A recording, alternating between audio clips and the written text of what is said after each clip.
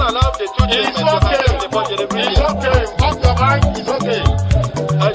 She off your mind. Chai! Now wow, people wey suppose talk truth to power don't off mic. And if we talk, now 500,000 they go summer us, call them hate speech. But fear not, my ego don't come. Ingo torchlight every corner, nooks and cranny of all these bad people where they spoil our country.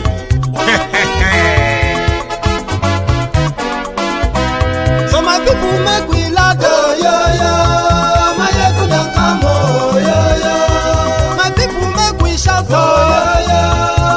ego don't come, my ego don't come, man of the masses, my ego don't come, my ego diary political, my ego don't come, this one not the off in mind, my ego don't come, and in the touchlight every corner, my ego don't come.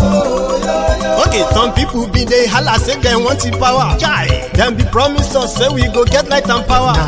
Them hustle sote they can't get the power. But now they know they do anything with the power.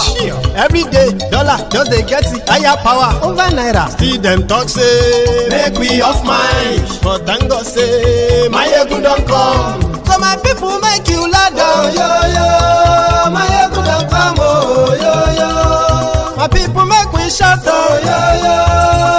ego don't come, my ego don't come, man of the masses, my ego don't come, my ego diary political, my ego don't come, this one not they off in mind, my ego don't come, person where they do evil, no one make person talk. Them say that my yegun, that man too they talk. He too they talk. Say my yegun diary, he they hot like pepper. But every day then they take money in bulk. Woman picking, they the street they hawk. Still them talk say make we no talk. But thank God say my yegun don't come. So my people make you laugh, my yegun don't come, my people make you shout, my yegun don't come. Man of the masses.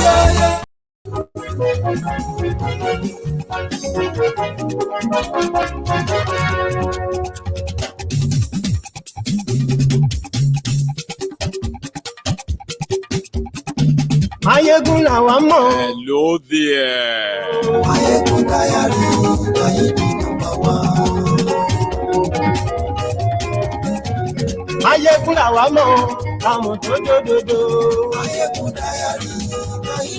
Good morning to you, good afternoon to you, and good evening to you from wherever you are watching from.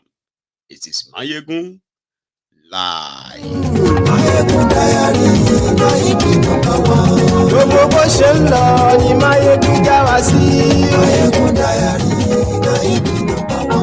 Our Sunday sermon, the last sermon for the year 2023. You are welcome. All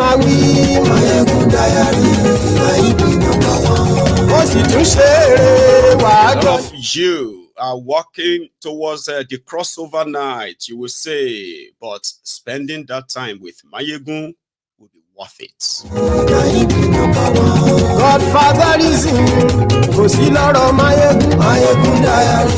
Preparing for 2024.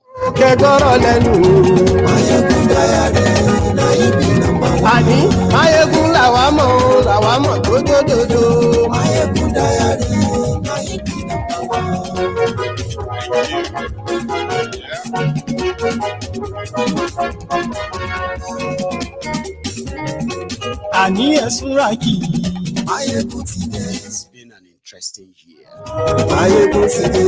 2023. A lot of you have learned a lot about Nigeria. Your understanding of why Nigeria is not working and why it will never work is becoming clearer in 2020. àní ẹ̀sùn ra jíjó ìgbádìyẹ àní ẹ̀sùn ra presido bá rú Mayegun's diary political. àní ẹ̀sùn ra We also played our parts. àní ẹ̀sùn ra And today, ọlọ́pàá tí ń darí bá we are bigger than we were a year ago. aṣòfin Year of retrospection. àní ẹ̀sùn ra òkúra olóṣèlú. Read the caption of the broadcast, the description as well. Share the broadcast, like the broadcast. We are starting in a moment. àní ẹ̀sùn ra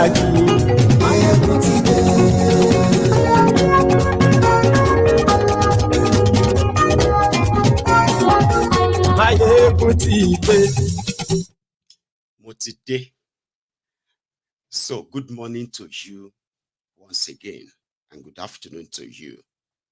Good evening to you as well, from wherever you are watching from. I can say Happy New Year to some of you watching already from places like Australia, New Zealand. You are already in 2024. So you probably know how it feels, right? It's just going to be, just another day, right? But 365 days, the 365th day of 2023, right? And few hours to 2024. This is us going to review the 2023 Nigeria and the 2024 Nigeria, as we always do on Mayegun's diary political. To some of you, they are already preparing different prophecies for you for 2024 if they haven't given them to you already. But for those who understand that politics and governance, they are not games. They are real life events that can make or mar every generation that come across wrong set of people making decisions, important decisions. So then, on Mayegun's diary political, we have done our part and we will continue to. Because sometimes if you pay attention very well, what would happen? You don't need any soothsayer. You don't need any prophets or prophecy. You just need to stop living in denial.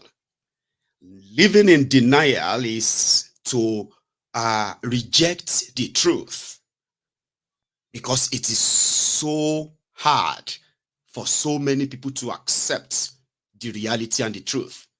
So they would rather go with something else, which is what Nigerians have been kind of conditioned to be like.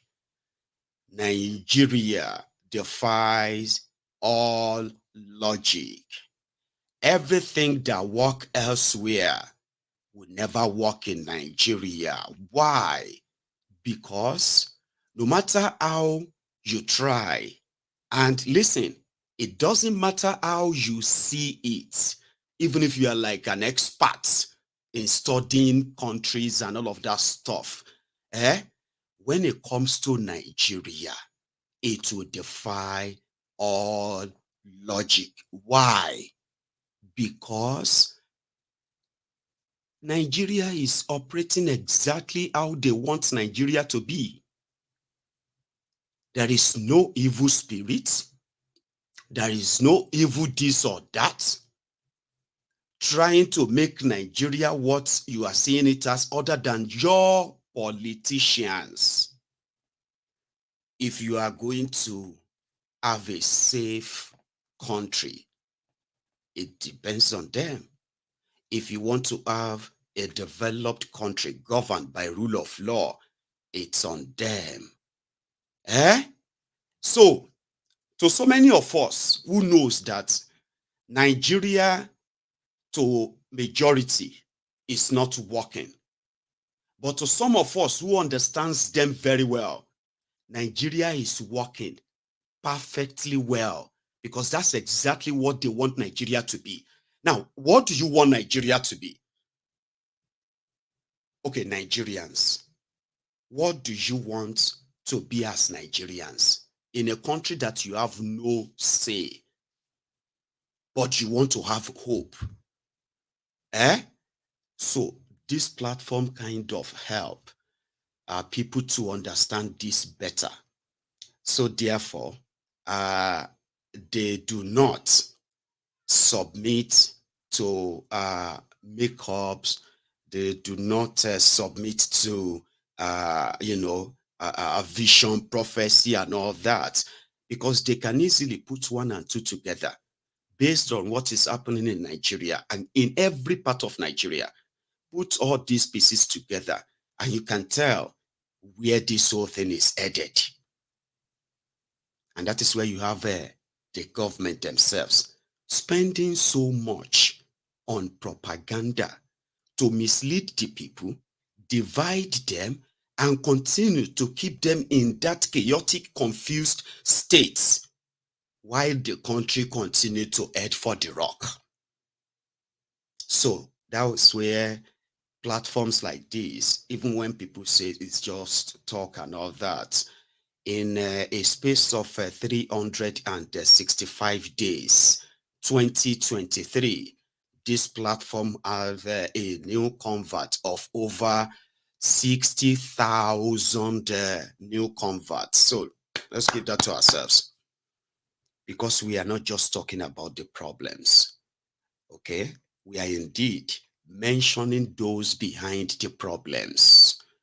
And so far, we have succeeded in educating a lot of people to know that Nigeria's problem is not Hausa problem, Fulani problem, Yoruba problem, Igbo problem, Christian problem, or Muslim problem. You can put all of them together, right? And say, well, this problem and all that.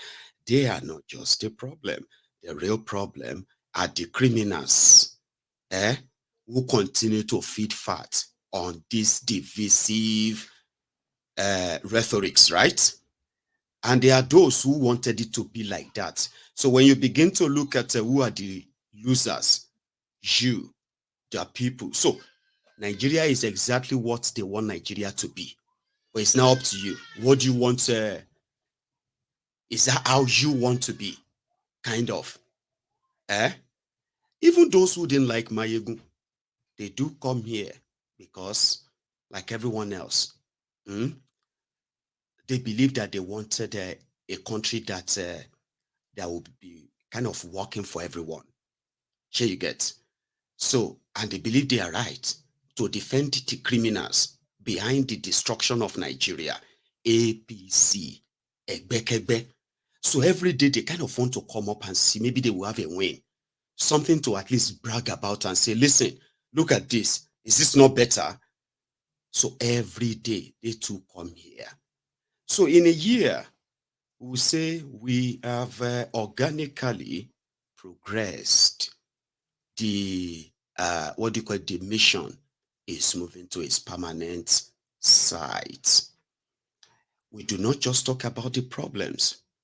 We've also built a community on Mayegun's Diary Political, where you will see everyone from every part of Nigeria coming together here, and then helping those that are also the victims of a failed country, Nigeria. In 2023 alone, this platform comprising of, humanity, Yorubas, Hausas, Igbos, Ijos, Christians, Muslim, we put together our own resources. That is over 30 million naira in your naira to help people, vulnerable people in in Nigeria. I mean, this platform was able to reach out to over 15,000 school children. Also, giving them school materials, education materials, right? Uniforms, including paying off their school fees, to the point of adopting some of the children. Today, we have few of them in our care, whose education, healthcare, welfare, and everything has been completely taken over by us on this platform as well.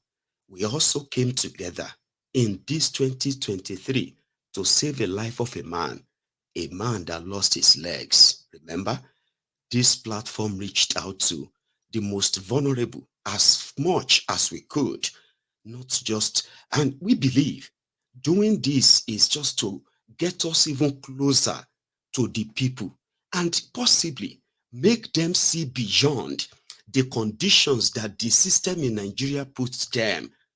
We did all that in 2023, and I am proud to be part of that. So when we talk about the temple of truth, Mayegun's diary political, and why are so many people always pretty much like the dedicated members of the platform? This is what makes us different.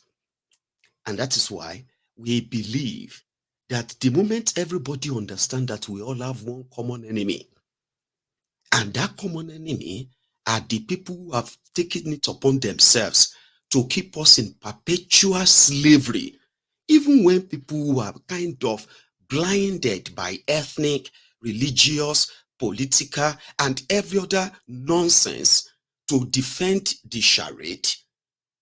But the moment people begin to see that the victims of bad leadership in Nigeria is not limited to anyone or any part in Nigeria, the marginalization that has sort of led to Nigeria becoming the poverty capital of the world, the most terrorized people in Africa in a space of 8 years. When you look around, the economic destruction that Nigeria and Nigerians are currently facing, when you look at all of the victims, you are going to see everybody in that basket.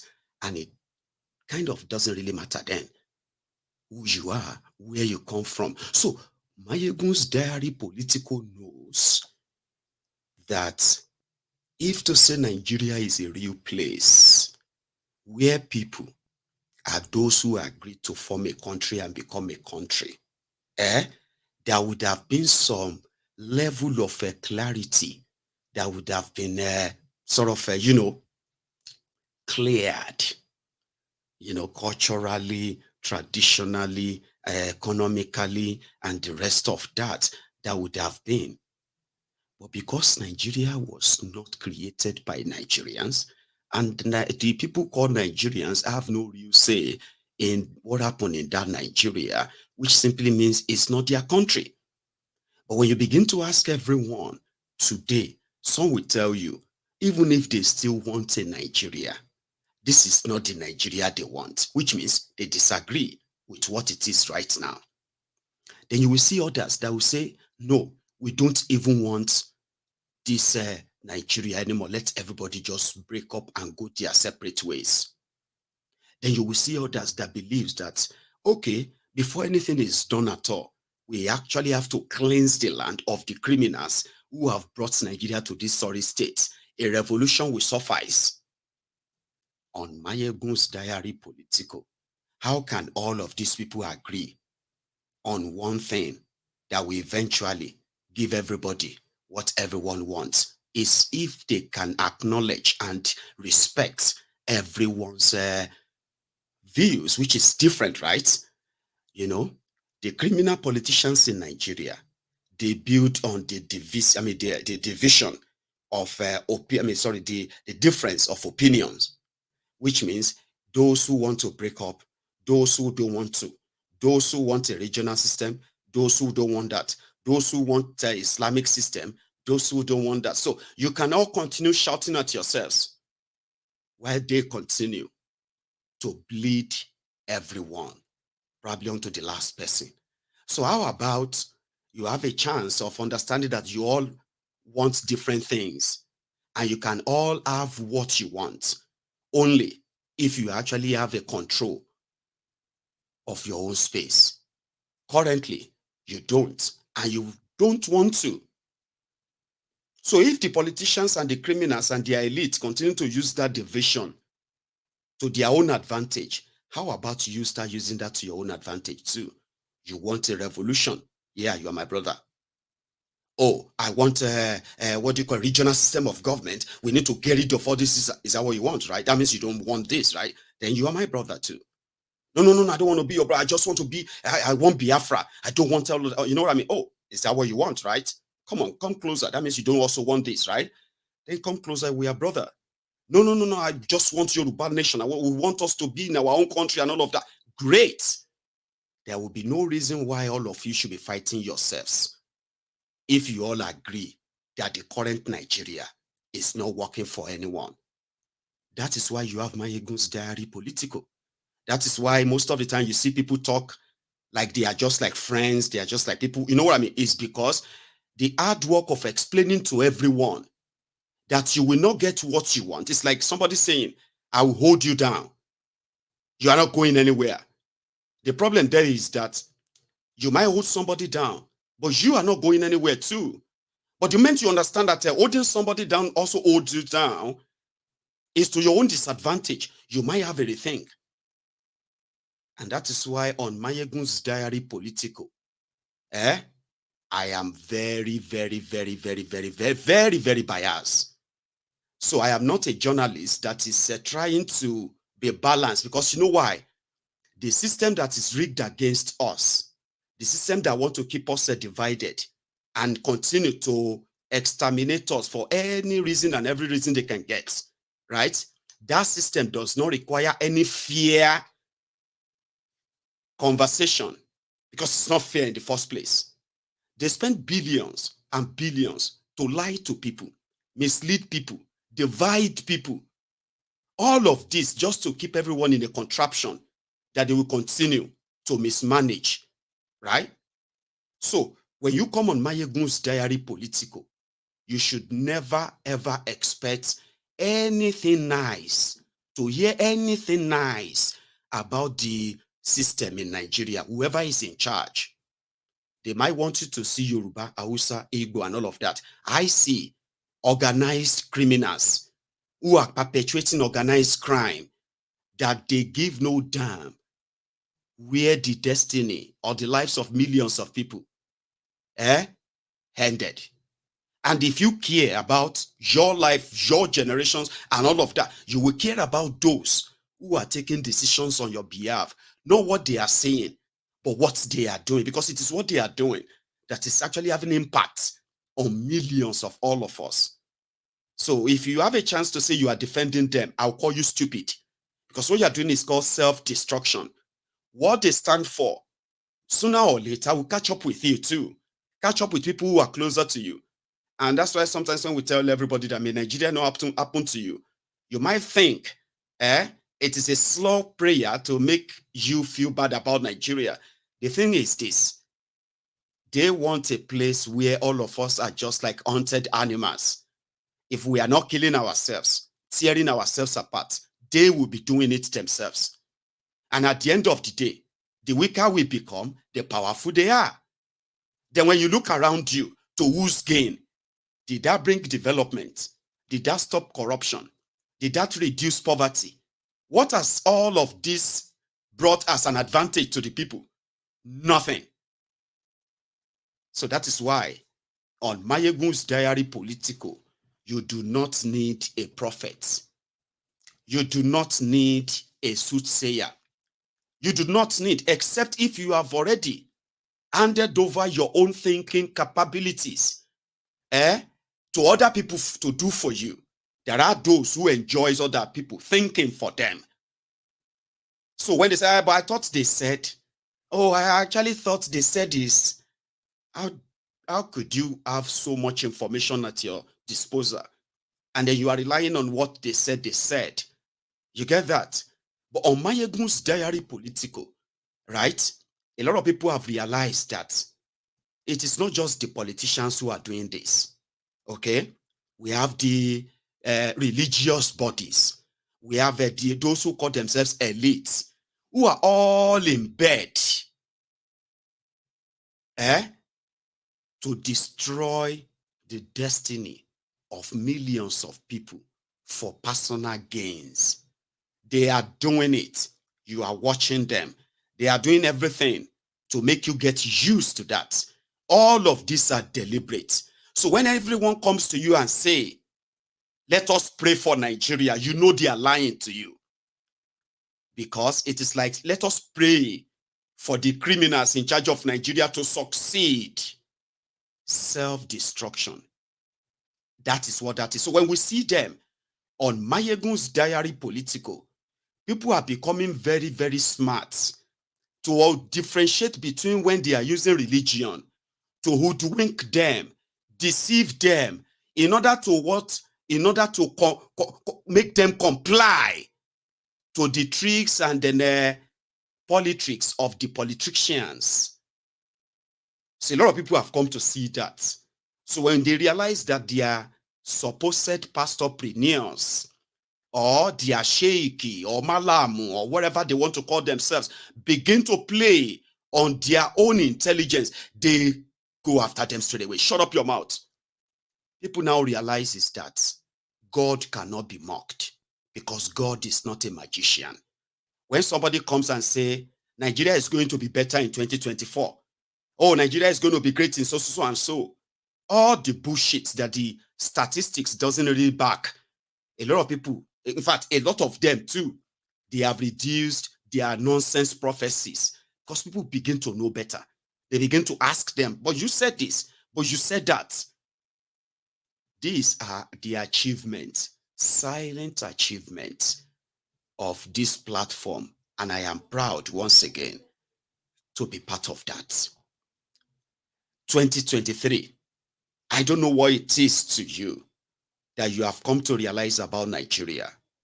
There are so many people who now believe that Nigeria problem cannot be solved with a plastic card called the PVC. I mean, you've got no judiciary. In fact, a lot of people kind of know better, to the point that they do not want to be taken on a fool's ride. Another time, we are progressing, aren't we? Yes, we are. So tonight, like I said, after that, my first half an hour TED talk, let's go into what do you call it? The 2023 that is rounding up today, or in the next few hours. I saw the Nigerian senators who were talking about the genocide, or whatever they have also called it now, massacre, going on in the Plateau states. I mean, we were here last night. We're talking about how this, you know what it is, right? And then somebody said, while we were here talking, they probably are also carrying out another attack as we speak.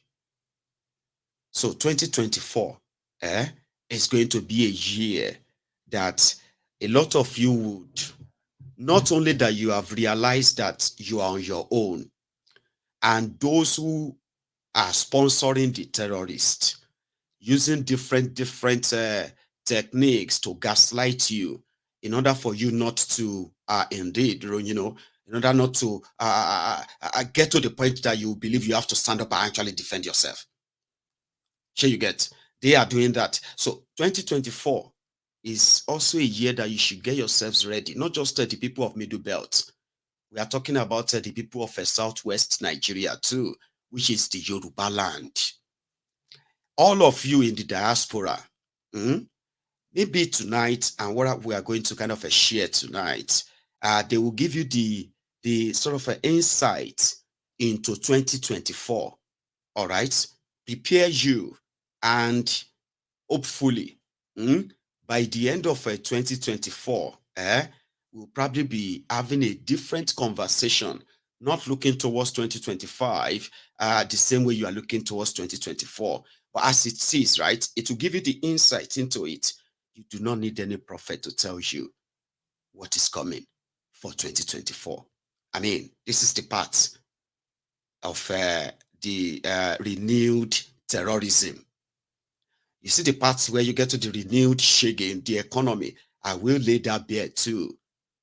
And just so you know, 2023, a lot of you have your winnings and you have your losses, which simply means that, now from a milokon, some of them were a milokon to enikon, right? But wait, I'll take you to that, their conversation and what they actually were sharing in that gathering today. Let's start with this. From the onset,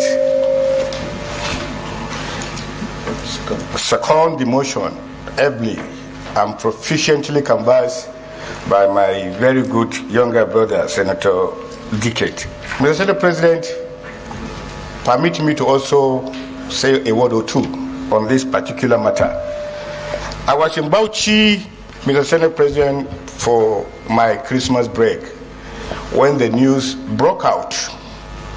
And instantly, on behalf of the Northern Senators Forum, I moved into the Plateau, had 2 sessions with the executive governor of Plateau State before paying a courtesy call with some members of the forum as to the gravity of what happened in Bokos. Mr. President, what happened in Bokos is unprecedented. It is unprecedented. Where you have a catchment of bandits, over 400 of them moving at a go. And when I sat with the governor, the stories I had was mind-boggling. First, there was a rumor of this attack. Second, the governor tried to make this information available, but they didn't take him serious.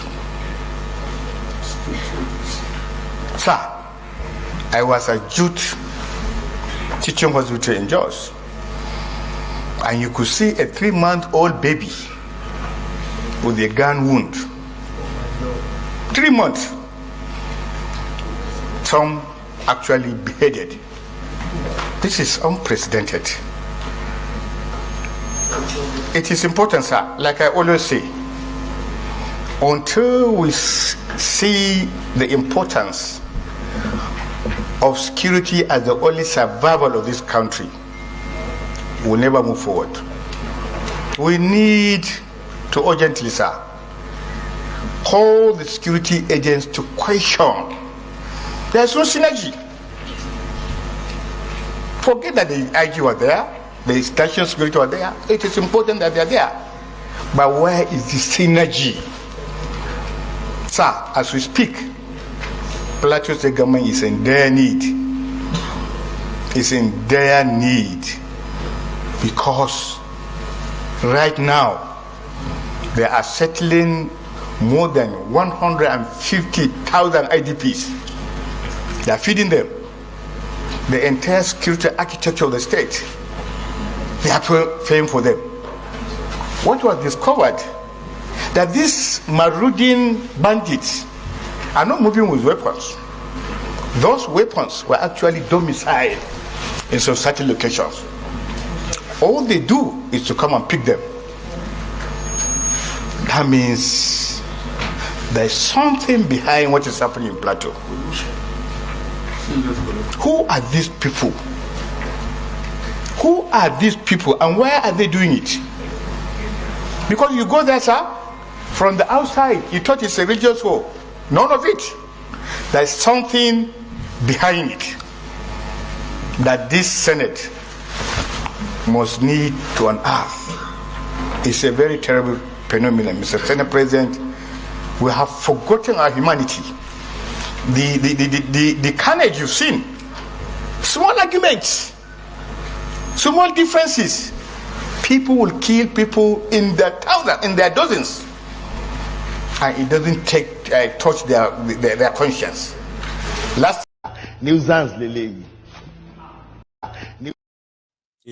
making it look like they really care. Me, I just want you to listen to the report coming from their mouth, and as they are passing the responsibility around too, like somebody said, just word salads. This year alone, the Nigerian military bragged that they have graduated over 60,000 repentant terrorists. I have never seen where terrorists were doing graduation and terrorism continued to rise in the same country. I mean, when you have 180,000 repentant terrorists in your care, and you have been unable to bring down the act of terrorism, rather it continues to increase and increase. And they were like, where is our humanity? The government that did the graduation for terrorists, what were they thinking? Operation Safe Corridor. The Kemalan CD. Kwami local government area of Gombe State. Karamar hukumar Kwami. Ta jihar Gombe. I understand he can raise his hand. Ni. You solemnly swear by the Holy Bible.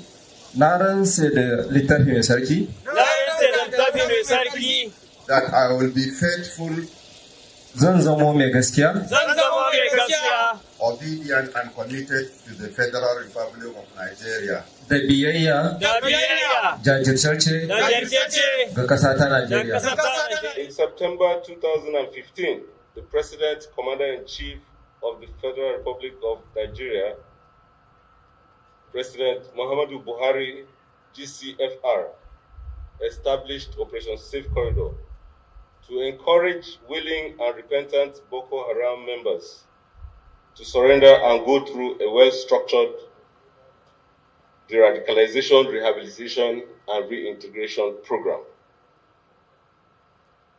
This program began effectively in 2016 by a committee constituted by the Chief of Defense Staff to operationalize the mandate of the Commander-in-Chief.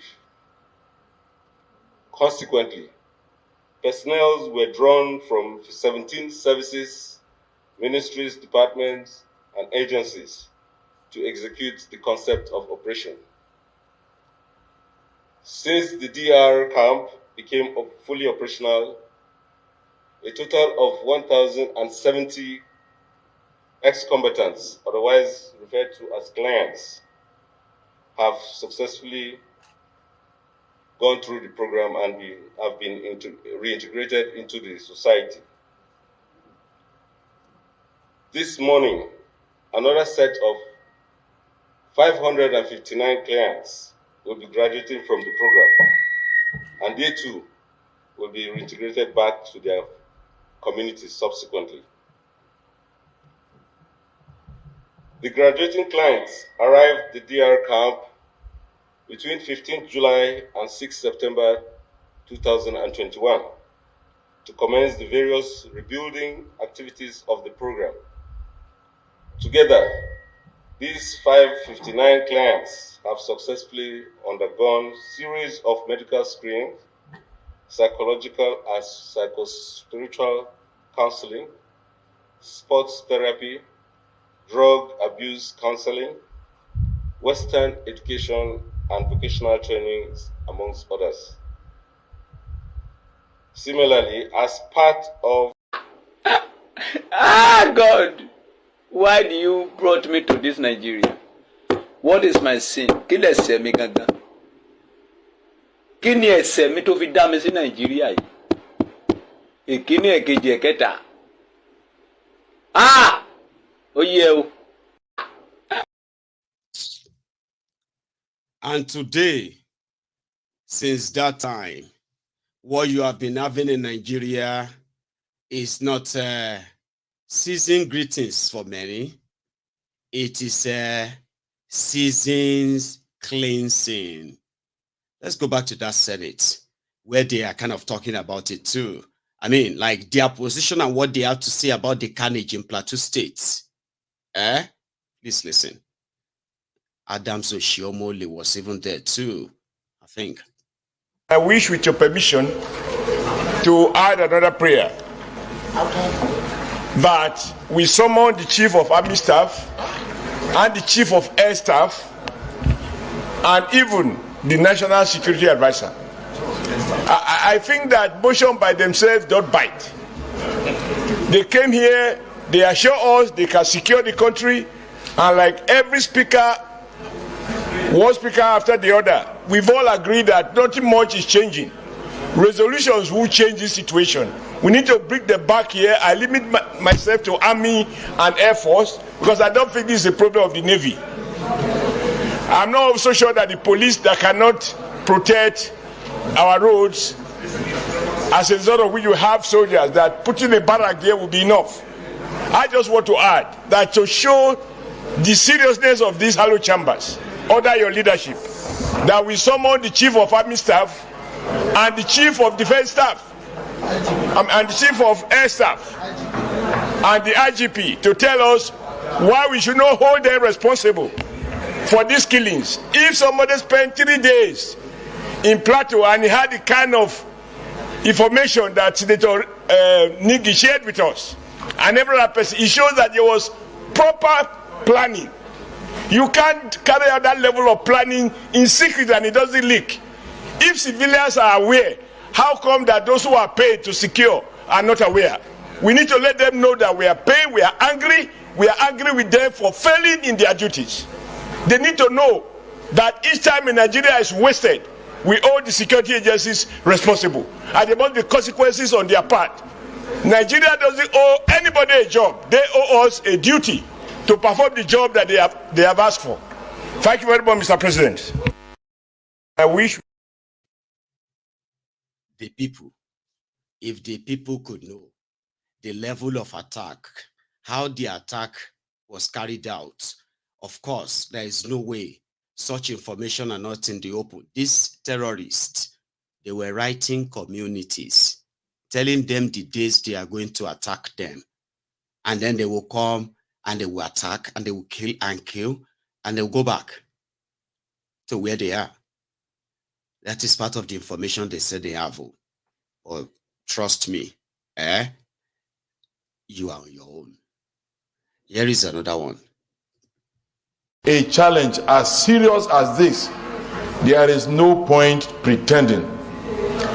Distinguished colleagues, when this administration came on board, one of the initial steps that made this government very popular was a change in the leadership of the security system in this country. We all applauded Mr. Senate President that he had started well. And the service chiefs that came before the Senate appeared to be people that are capable of delivering on their mandates collectively. But 6 months down the road, distinguished colleagues, there appears to be no difference from what used to be the case in the preceding administration's tenure. I think there is need for us to call these service chiefs again. Distinguished colleagues, I also escaped death narrowly last few days when I went home for Christmas. I wanted to attend the burial of the mother of one of our traditional rulers in my local government headquarters. In the morning, I had prepared to go to my village. But then suddenly, I just had a change of mind and I didn't go. Later in the day, there was an attack on Makudi Naka Road and three persons were killed. several were attacked. If I traveled to my village on that day, today I will not be here speaking in these hallowed chambers. So we are all involved. I don't think there's any part of this country that is spared. Glorify your name to the core, owner of the day, owner of the beginning and the head. I glorify your name to the core, Father of the glory. There is nobody that can share the glory with you. You are beginning of the glory, you are everlasting glory. You are glorify your name to the core. Once partner loss, I mean, it's pretty much like he will be more honored than others killed. The guy said if he had not changed his mind, they would have killed him too, right? In his own village, going to his own village. Today, you are reading about 196 people, 200 people, 300 bodies. It's these children, that children. Do you have the names of those that are killed? Nigerians are being slaughtered every day by jihadists, Fulani terrorists, Boko Haram, and their sponsor are these politicians. But if he had been killed, the news would have been Honorable or Senator Kukudi and 205 others killed in farmers' others clashes in Benue. They will mention his name, they will honor him. Newspaper they will put his picture because he will be the only important person that died. You see the remaining 200 or 250 people, they will just say Senator Kukudi and his security. They won't even mention his security details. Kukudi, Senator, and 250 others. So of what point? So the one that is the former governor of Benue, of Plateau State, Lalong, all of them knows the problem themselves. APC, Egbekegbe, he knows those who have sent terrorists down his border and why they will kill people and continue to kill people, right? He happened to be Tifnumbu's campaign manager too. So he resigned as a minister. He was made a minister of work or something. I believe, but I don't know. So Lalong resigned. He too has something to say about the killings in Benue. Just listen to what they are saying as their report. So, you understand? I want that to be on record. Then we can project 2024. I will say that I was disappointed. Disappointed how? Because part of it was that why they couldn't deal with the situation in Mangu and Bokos was because of proximity and of course also the terrain. And I asked the question, for a military, for armed forces, there is nothing like terrain. There is nothing like distance. In Plateau State, because of several crises, we have proliferation of outfits. We have the creation of Operation Safe Haven, all funded by the state government. We have the Operation Rainbow, funded by state government. That is increase in the capacity. Of recent, we created the Kerang Rescue, which is an Air Force base with helicopters. The issue of Mangu, many people were killed around Kerang. Where was the Air Force? Where are the helicopters? Today, sir, we discussed about Tucano jets. We are told that Tucano jets are not available. We discussed about drones. The drones are available.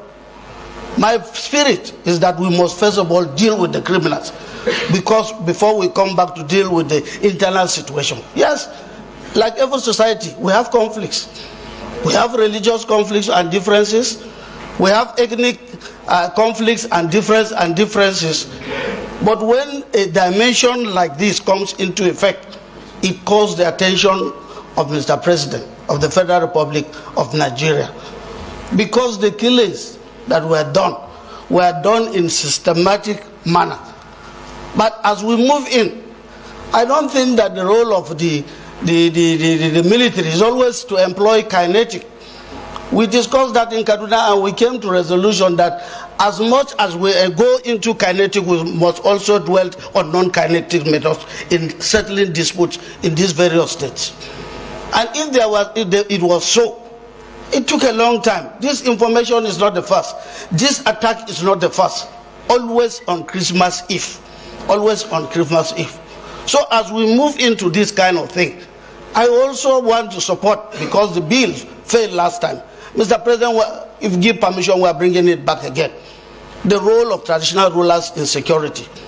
Let us give them constitutional roles. I'm not saying that we must always talk about state police, but we have traditional rulers that can always produce solutions to this kind of problems. We brought a law, and the law failed last time. But I am here. I will still sponsor another law, and with the help of the Senate, let us give some roles to our traditional council on addressing issues of security. As I said, dialogue is very, very important.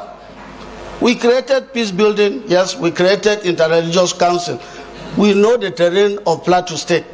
It may not be like Benue, but in Plateau State, a little skirmishes of traditional or even a family dispute may always move into a religious conclusion. And then you have this dimension of crisis. But however, it is not insurmountable. And with this present Senate, and the way Mr. President of the Senate is taking the issue, I agree with Senator Nangi and also with my Senator Diket Plan. Blah, blah, blah, blow. So the bottom line is, he said the attack is coordinated attacks. We have seen them before. We are seeing them again. And we have seen places where people stood up against them. And we have also seen where Nigeria military had to move in. Immediately such attack takes place. But while the attacks are taking place, the military will not show up. But the moment people begin to group themselves, gather themselves and go after these terrorists, the military will show up and they will start arresting, disarming. Sometimes they open fire on them and kill as many as possible, and they will display their bodies as the terrorists that carried out the attacks. People have seen this many times. People have been disarmed across the country. The place where nobody wanted to give out their guns have been Eastern Nigeria. And that is why the place is more militarized than the Northern Nigeria, where these terrorists are so comfortable to organize attack that will last for hours with no interference from anywhere, because they've not been ordered to go after them. So an organized terrorism is back. How do you fight organized terrorism? Some people are saying, in some communities, they said they will be taking turns to protect their communities, like by serving as vigilantes with whatever weapon they can get their hands on. Most of them don't even have half of the firepower of the weapons carried by these terrorists. Okay? And when it now comes to the number, listen, when these terrorists are invading communities, they do not go there just 2, 3, 4, 5, or 6 people. We are talking about hundreds, which means a country like Nigeria that is genuinely fighting terrorism in hot zones, at least they are spending trillions in the name of fighting terrorists, terrorism. But in reality, you would expect at least, you would expect them to at least have all of this sensor motion, whatever devices or equipment that monitors large gathering of people that are not authorized, suspicious, and all that, in a way that terrorists that invade communities, they are in their hundreds. They can sometimes, for those who have seen them, they say they can be up to 500 armed terrorists. That sometimes there are so many that they do not shoot their guns to kill people. They just machete them, butcher them, and all of that stuff. So which means if Nigeria was actually fighting terrorism, these people can easily be tracked and subdued. The weapons that they are getting or they are using, majority of them are weapons that are from the Nigeria armory. The gun runners who are running the gun and all of that for them, they are passing through the same Nigeria system because they can. Nobody is really looking for them per se. In some places where they run into the military will have to just let them pass. That is how they are running that part, yeah? They have all the weapons. They display some of them. They show off force. But they are mostly meant to subdue the citizens, not to fight terrorists. The plan is to rehabilitate terrorists and use them for whatever mission they want to use them for. That is why you have a lot of repentant terrorists, but you have more terrorism. Terrorism did not reduce, even though you have more repentant terrorists. Where do the repentant terrorists go? They go into the communities they once destroyed, burnt, and then massacre people. And then that is it. The job is done. I mean, come on. So one of them was reading a letter, by the way. So when you have organized terrorists, and you want to defend yourselves against them, it is ideal to let the people know at least what they are up against. Sure, you get. In most cases, the people know who they are up against, but they do not receive the real support that will make them actually defend themselves. So a lot of us who have been hearing the killings in the middle belt part of Nigeria today, and from when we have been hearing all the killings, a lot of us have no idea that these people are, for those who have survived, they have survived based on probably their own understanding of their terrains with the little ammunition they could muster. But if they have a chance of having access to the right, that is why when they are talking about state police, this police and that, it's all nonsense, okay? In northern part of Nigeria, they put something together they call the civilian JTF.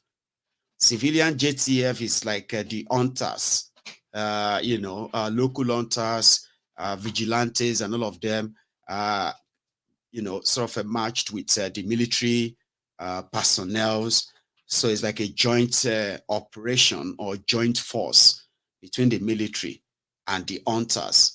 They allow them to have that up north, where they pretend to be fighting Boko Haram. But you see the people of Middle Belt, and you see those ones who are like a JTF up north, they allow them to carry military-grade weapons. Yes, they do. But you see those military-grade weapons, they never allow them to cross, the Kaduna border. Because according to them, number one, they won't even allow the Middle Belt to have their own civilian JTF, like have their own, military and civilian coming together and getting proper ammunition. No, because that's exactly how the criminals running Nigeria want it to be. They just want you to wait, sit duck, wait to be killed. Right? I'm coming back. Here is somebody reading what I believe is, their own report of the real situation.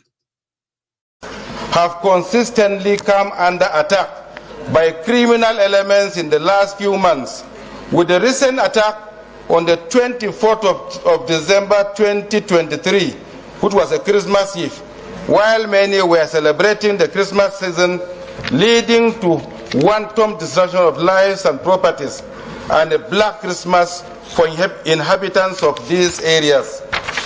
Senate notes further that this recent attack appears to be a well-coordinated and well-orchestrated, with about 20 villages being attacked simultaneously, leading to the loss of life of about 195 persons, and while still counting, with others having varying degrees of life-threatening injuries and permanent deformities.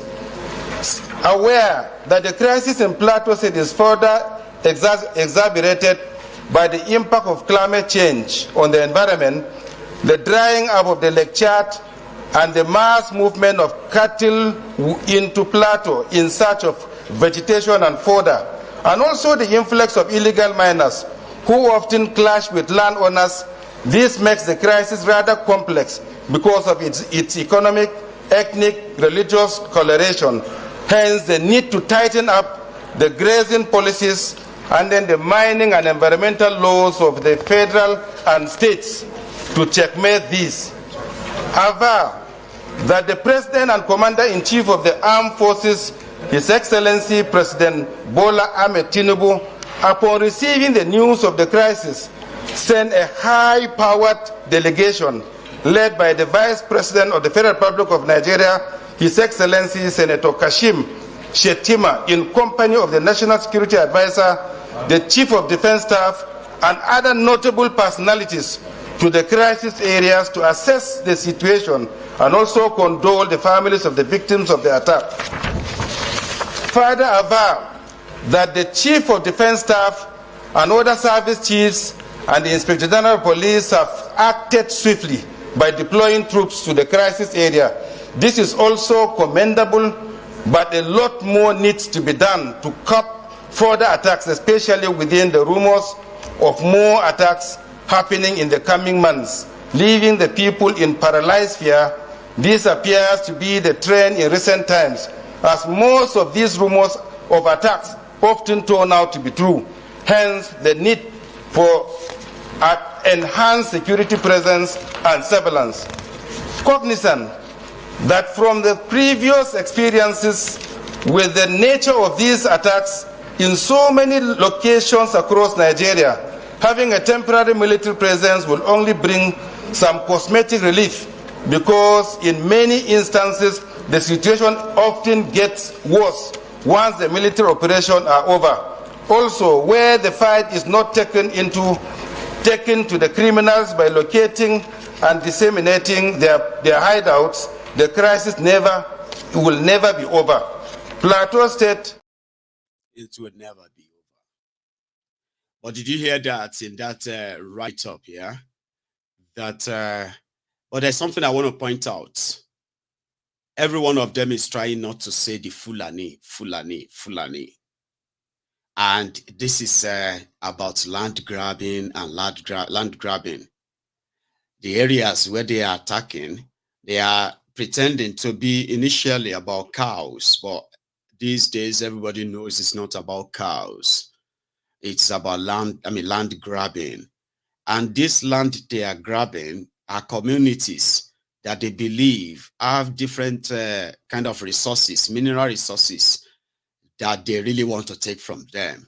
And they want to own the place as well, rename them and all that, and keep moving on all over the country. We know the whole story behind this, and we know the efforts of what Nigeria's position is when it comes to this, okay? The issue of insecurity has contributed to further economic destruction. Farms have been destroyed, and people have been sort of scared away. I was reading one news earlier today, and it was the farmers in Ekiti. They said over 30 farms have been destroyed, and the farmers were asking for protection in Ekiti from Fulani terrorists. Ekiti is not sharing border with any northern states. Talk less of saying, oh yeah, it is the border sharing or proximity to them is why the farmers in Ekiti need protection from the Fulani terrorists. Somebody also said that, I mean, in that letter, they were like, there are promises of further attacks in the coming months. And due to the past experiences, those rumors always come to pass because they always carry out those attacks. And even if you send military to them, once the military are gone, then the attacks resumes. So what is missing? Let the people defend themselves, and politicians who are buying AK-47 guns and different kind of guns for their political criminals should divert these weapons and give them to people and give them legitimacy to go into those forests and fish out and flush out those criminals. Majority of them, they are actually a bunch of cowards, you know that. These Fulani terrorists that they are calling a bandit. That simply means, I mean, if you have kind of followed them, some of the social media bandits and Facebook adsmen who have a Fulani extraction too on social media, these are just a keypad warriors, bunch of cowards. Because if you look at all of the attacks, these people have never really engaged anyone. The Fulani terrorists never engaged anybody in a fight. They attack, they invade in the middle of the night. I mean, they come out to brag that Fulanis never forget. Fulanis don't forget anything. But they do not come during the day to fight anybody. And if you look at it very well, the places where people are being killed, people are being killed in their communities by Fulani invaders. So what do? You let people defend themselves.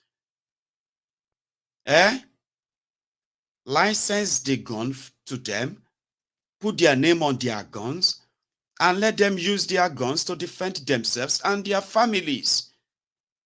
If the Fulani terrorist comes, whether in the night or in the morning, if the villagers can defend themselves, you see, in one of the reports of what happened at Shere local government yesterday, when the terrorists invaded the Shere communities, right, and they started shooting and shooting, one of the residents had gone.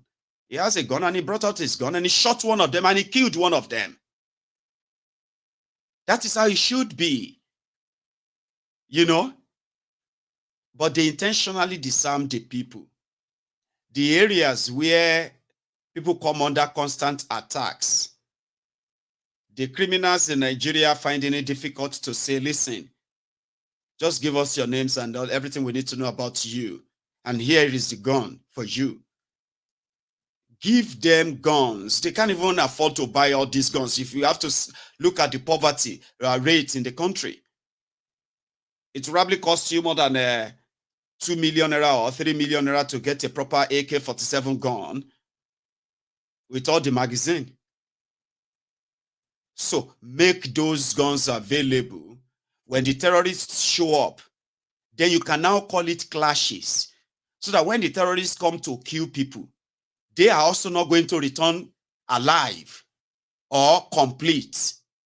That is when you can begin to say the clashes between the terrorists and the people. Then you can call it clashes. But for now, they are disarming the people, making people sit duck, waiting for their killers, and waiting for when it's going to be their turn.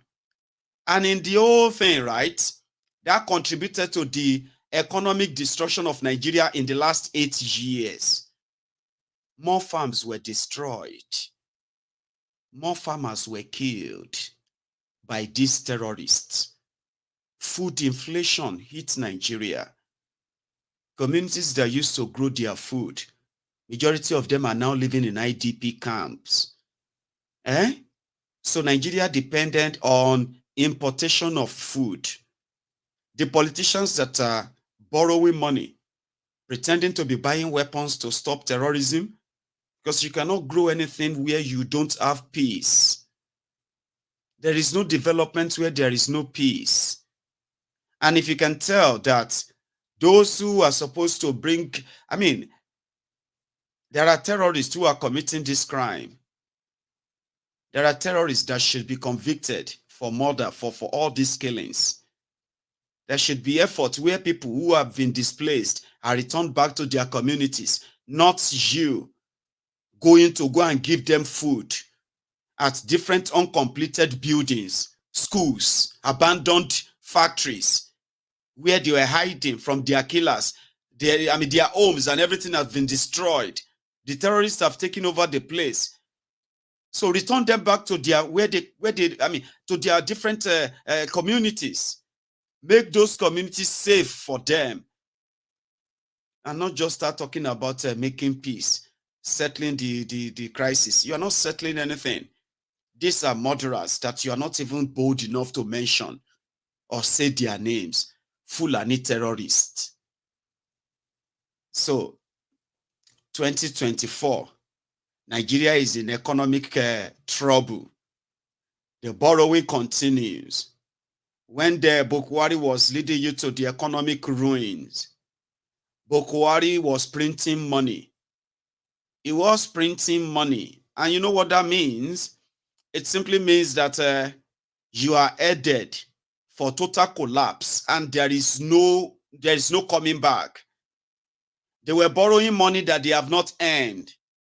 It is like me sitting down here and say, okay, I need £1 million because I am very sure that by year 2051, I should be able to be earning £1 million.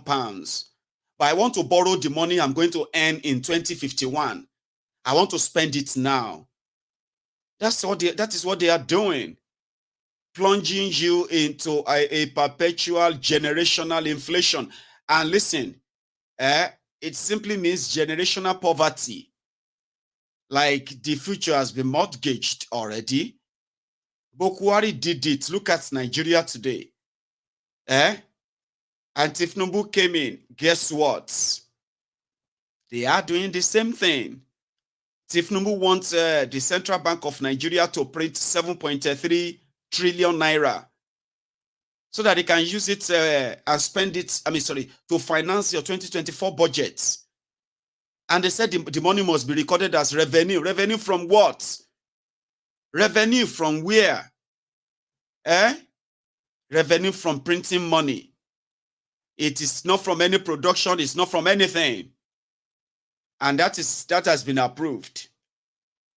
Today, Nigeria's debt, as much as they continue to patch it and give you these conflicting figures, Nigeria's debt is over 150 trillion naira. That is over $150 billion. And the devaluation of Nigerian naira that is actually, there has nothing to back it. Turned to tissue paper, as you can see it. The journey that brought Nigerian naira to this state, that increased the poverty that a lot of people are battling with today, the demon you think you are fighting. The road that led to that is exactly what Tifnubu and his gang are touring again. But they are telling you to be hopeful. They are telling you to pray. A lot of you are going to pray this evening. Crossover night. You are going to ask God to bless you in 2024. And you have no idea what is going to hit everyone in that 2024, including yours truly, Mayegun's diary, even me where they talk. But the ideal thing is that you have an idea once you begin to kind of pay attention to what I am telling you now. For example, you know what Nigeria is today. You know what led to it today. Lies after lies. Gaslighting after gaslighting. You know what I mean? Where they try to make you feel guilty. They make you feel bad. That you are the one who doesn't wish Nigeria well. Why what they are doing, everything they are doing is to destroy Nigeria, and it is showing. You do not need a soothsayer. Do you really need a prophet to let you know that the future of Nigeria is done for? And it's all due to these actions, not because of your wishes. I did tell someone, I said, somebody who asked one dumb and stupid question, Mayegun, why are you always happy to report every bad thing about Nigeria? Why don't you just at least wish Nigeria, that wish the country better? How come you do not wish Nigeria better? That person feels like exposing this danger that all of us are indeed going to be a victim of, right? Means that I am wishing Nigeria bad. And I said, listen, if exposing them means I wish Nigeria bad, what do you wish Nigeria? You probably wish Nigeria well. So how come your own wish for Nigeria is not coming to pass if the situation is all about wishes? If all problems can be resolved by just wishing them away? If what exposing them means I don't wish Nigeria well, what about you? At least you wish Nigeria well. What happened to your wish? How come your wish for a better Nigeria is yet to happen? Does that mean your wish is fake? Because wishes don't build countries. Just like prayers don't build countries. And when we say all these things, a lot of you want to take offense because they are like, it's like busting your bubble, right? Busting that magical belief that you hold so sacred. Don't say that. Come on, don't say that. I understand what you are saying, but don't say that. What do you mean don't say that? If wishes were us, if wishes were horses, riders, they say beggars will ride. If wishing something to be great makes things great, what happened to all your good wishes? Why are you so sad that exposing them means we don't wish Nigeria well? If we don't wish Nigeria well, what about you? And since then, people usually don't, people don't ask me that stupid question anymore.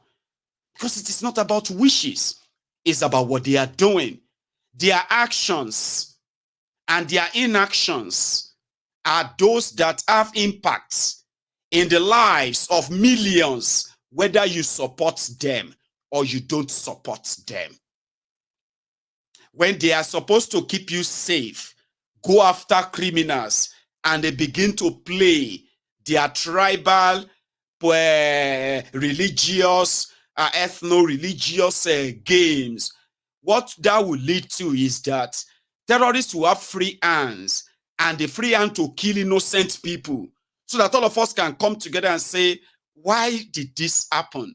What do they want? Instead of, why did they let this happen?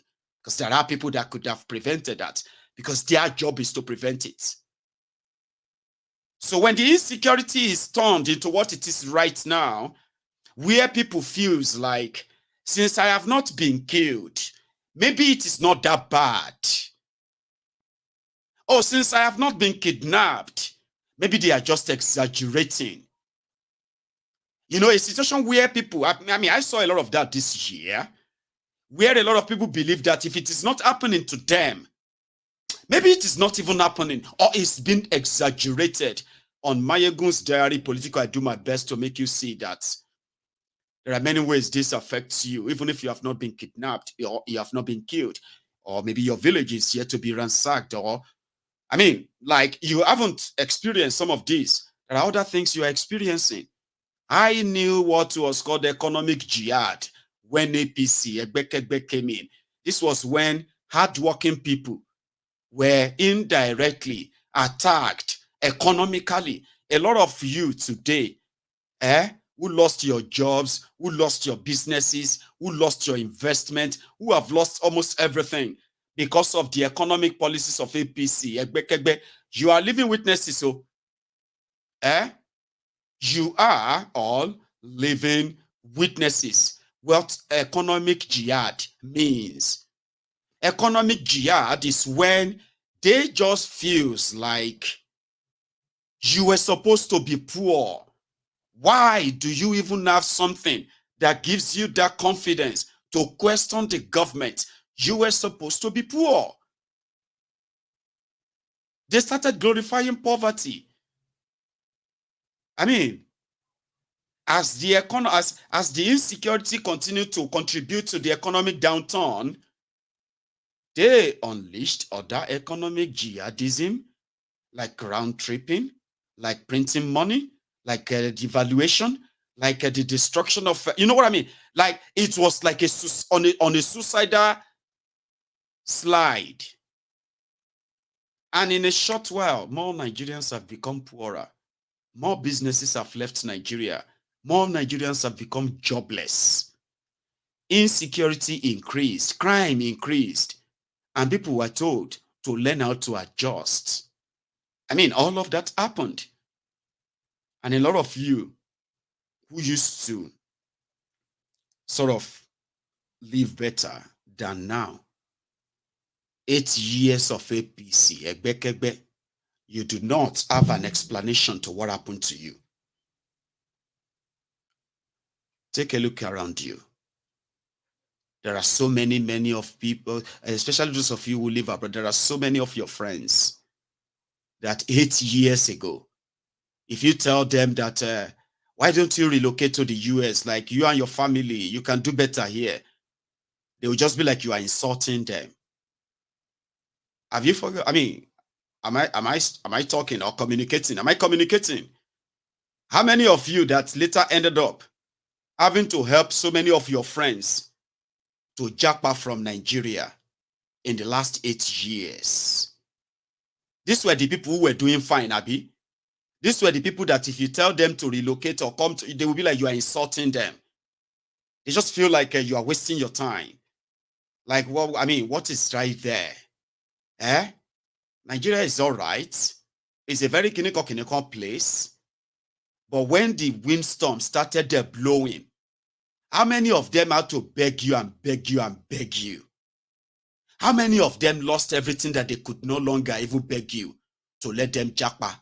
Because Nigeria has caught up with them. They've lost everything. Even the family that you want them to japa with. A lot happened in the last 8 years. People lost 3/4, put it that way, 3/4 of the value of their lives. And it was deliberate. It is called economic jihad. It is war.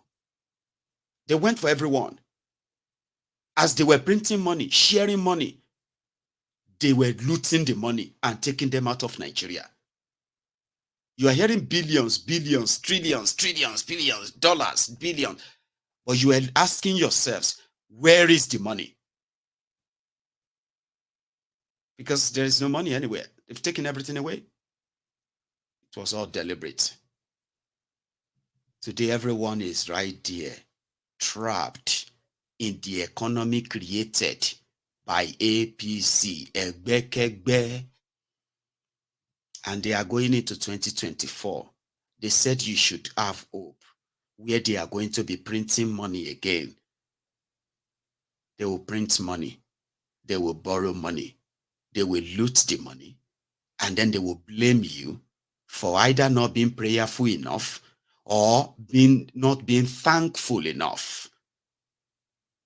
For 8 years of Bokuwari, everywhere, whenever they wanted to say anything, they would say, Bokuwari, if not because of Bokuwari, things would have been worse than what they are. Remember, immediately Bokuwari is gone. They are telling you today that if not for Tifnumbu, things would have gone worse than this.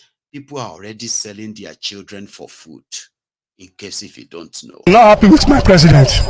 I'm regretting for voting for my president and for voting for APC. Because this is not what we voted for. You know, we are not voting for, we not voted for suffering. We voted for peace, tranquility, and for to alleviate poverty. Let me tell you, if he and his planners are giving reduce fuel price, it will reach common man on the street rather than giving it to private sector who are already benefit. They are going to share this money, no doubt about it. What do we gain for the past 7 months we voted for President Tinubu Imilokan? I'm a Yoruba man. I regretted for voting for him because this is not what we bargained for. I'm also a retired director. I'm telling you, a retired director collecting 75,000 naira at federal. You have 5 children or 4 children. How will you cope? Nothing for retirees. We are still suffering. They are telling us that we should manage. The vice president said we should pay our person for 10 years. So until all Nigerians die finish before you can. 10 years. That is what Shitty Man said. You'll all have to wait for 10 years before all of these things will begin to pay off. So that means you all have to wait till 2034. 2034. And the man asked, is it until when all of us die finish? The situation we have found ourselves right now is that those who will die, and those who will remain, and lesson will be learned. We shall all learn a lesson. You shall learn a lesson. And as APC, Egbekegbe, can be called the punisher, ye shall learn a lesson the hard way, the hardest way. So says the Lord of hosts. The shege you are seeing right now, it is not because you are not prayerful enough. A lot of you, indeed, you are like angels. When you sing alone, heaven kind of opens. I have been in the midst of people who can indeed praise God. Oh, God of heaven. You know what I am talking about? You do not tell those people that God doesn't listen. Because he does. I have been in the midst of those who speak different languages I don't know, but I believe they are praying too. But, well, you will feel the chill. You remember that guy? But when it comes to politics and public administration, except if you are kind of committing blasphemy, please do not let anybody tell you that they are communicating with something somewhere and all of that stuff just to hoodwink your mind from the truth. And then you begin to sound like a lunatic simply because somebody tells you God is not a magician. God does not build electricity. God cannot build road. God will not punish corrupt criminals. God will not arrest and deal with the terrorists. God is not going to build and construct anything for you. You would have to do them yourselves. Then you will not begin to lose your mind like a mad person simply because they make you believe your God is a magician. He can build road. He can build this. He can build that. And today, this is what some of the religious pastorpreneurs, the business centers, this is what they have achieved.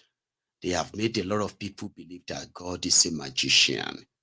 And therefore, they turn themselves into defenders of the criminals in Nigeria by saying, God can do a new thing. That is annoying. Don't go into 2024 with that. I can sit down here and tell you about 2024. Bring out your pens. And I'm going to kind of, like, you know yourselves, right? Let's take a look at the pieces of information that we have. and talk about what it is going to be like in 2024. Now, as your MOG, Mayegun, the overseer general of this temple, bring out your pens. They are not prophecies. They are projections.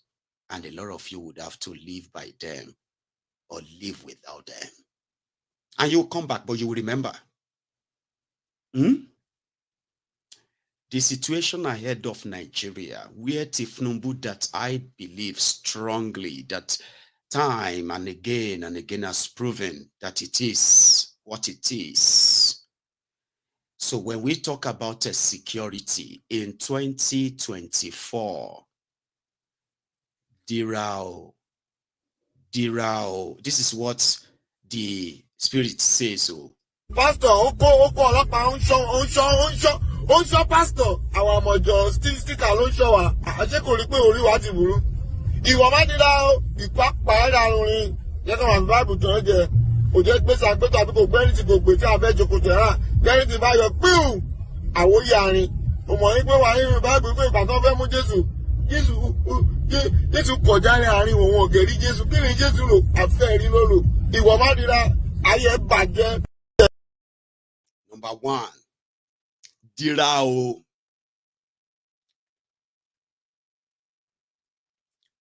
Dira. Trust nobody, even yourself, because sometimes your spirit will be saying right and your body will be saying left. So trust nobody. Ko Dirao. Just know that in 2024, the Nigeria criminal system is coming for you from all angles. Live with at least critical suspicion of everything that comes your way. That one is psychological, but physically, the terrorism in Nigeria is going to take a new turn. And I mean, we are going to report more and more and more attacks, which simply means people should get ready, not for surprises, but at least get ready for no end in sight of the act of terrorism in Nigeria. And like never seen before again, the campaign is also going to trigger the reactions from the northern Nigeria that has been quiet for the past 8 years of Boko Haram. It is going to be tenacious. It's going to be mind-boggling, like so kind of, on the insecurity. They are going to kill more policemen and they're going to kill more military men. They're going to kidnap some of them. And you're going to witness the invasion of a military barracks in Nigeria. In 2024. This is also going to kind of give an impression that there is possibility that there is no other explanation for the total destruction and collapse of the Nigerian security architecture. You are going to see that in 2024. It's going to be more pronounced. There are a lot of you are going to feel like there is no security anymore in Nigeria. Now, listen to this. This is also going to trigger what a lot of them have been hiding. To some of you, Yorubas versus Igbo, that APC, Egbekegbe Tifnumbu are pushing.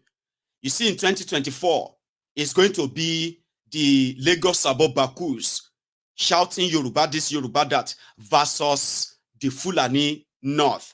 That time, they are going to believe that the terrorism that is going to be happening in Nigeria was probably delayed. This time around, they will say it was delayed for a Southerner to be president and make Nigeria ungovernable for him. But it is simply the same thing. The failure to actually go after the terrorists. There is no plan in going after them. Because there is no plan in going after them, they have also renewed their onslaught. This is why all of you who are going to be at the cross line and all of that, Dirao. When I say Dira, I am talking about those of you who are even in diaspora. You cannot just be complaining and lamenting. I'm lamenting. I'm talking about from the middle belt to down to the southwest, to the southeast, even to the creek and what have you in the deltas, right? Because the terrorism you saw sort of upsurged towards 2021, they are finally subdued when the southern Nigeria responded and all that. You should expect the escalation of that in 2024. I am not a prophet of doom. I'm not even your prophet. I'm saying look around you. Just take a look.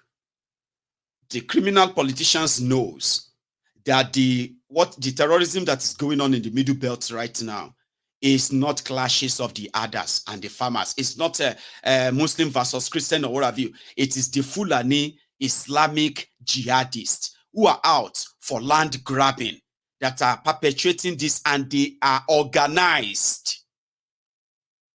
Do you understand? They are organized. Tifnumbu has promised them 500,000 acres of land. It did not say where.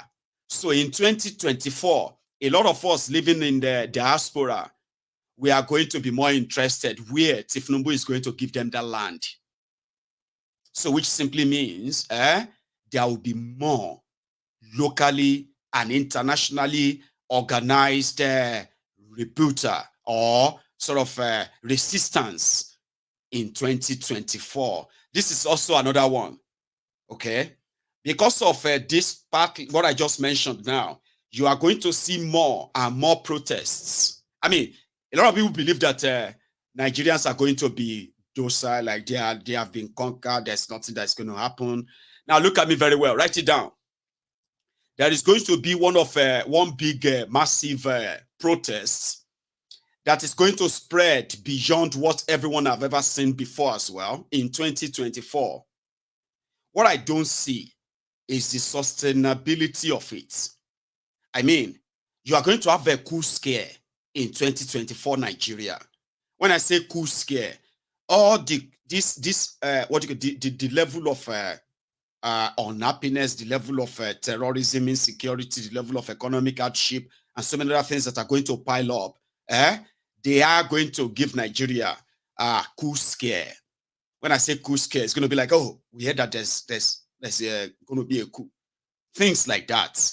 And Tifnumbu, you who are going to go into 2024, know this, so sure you get, like Bokuwari's time, you are also going to spend some of your 2024 praying if Tifnumbu is going to return from France or is not going to return from France. You see that kind of health scare.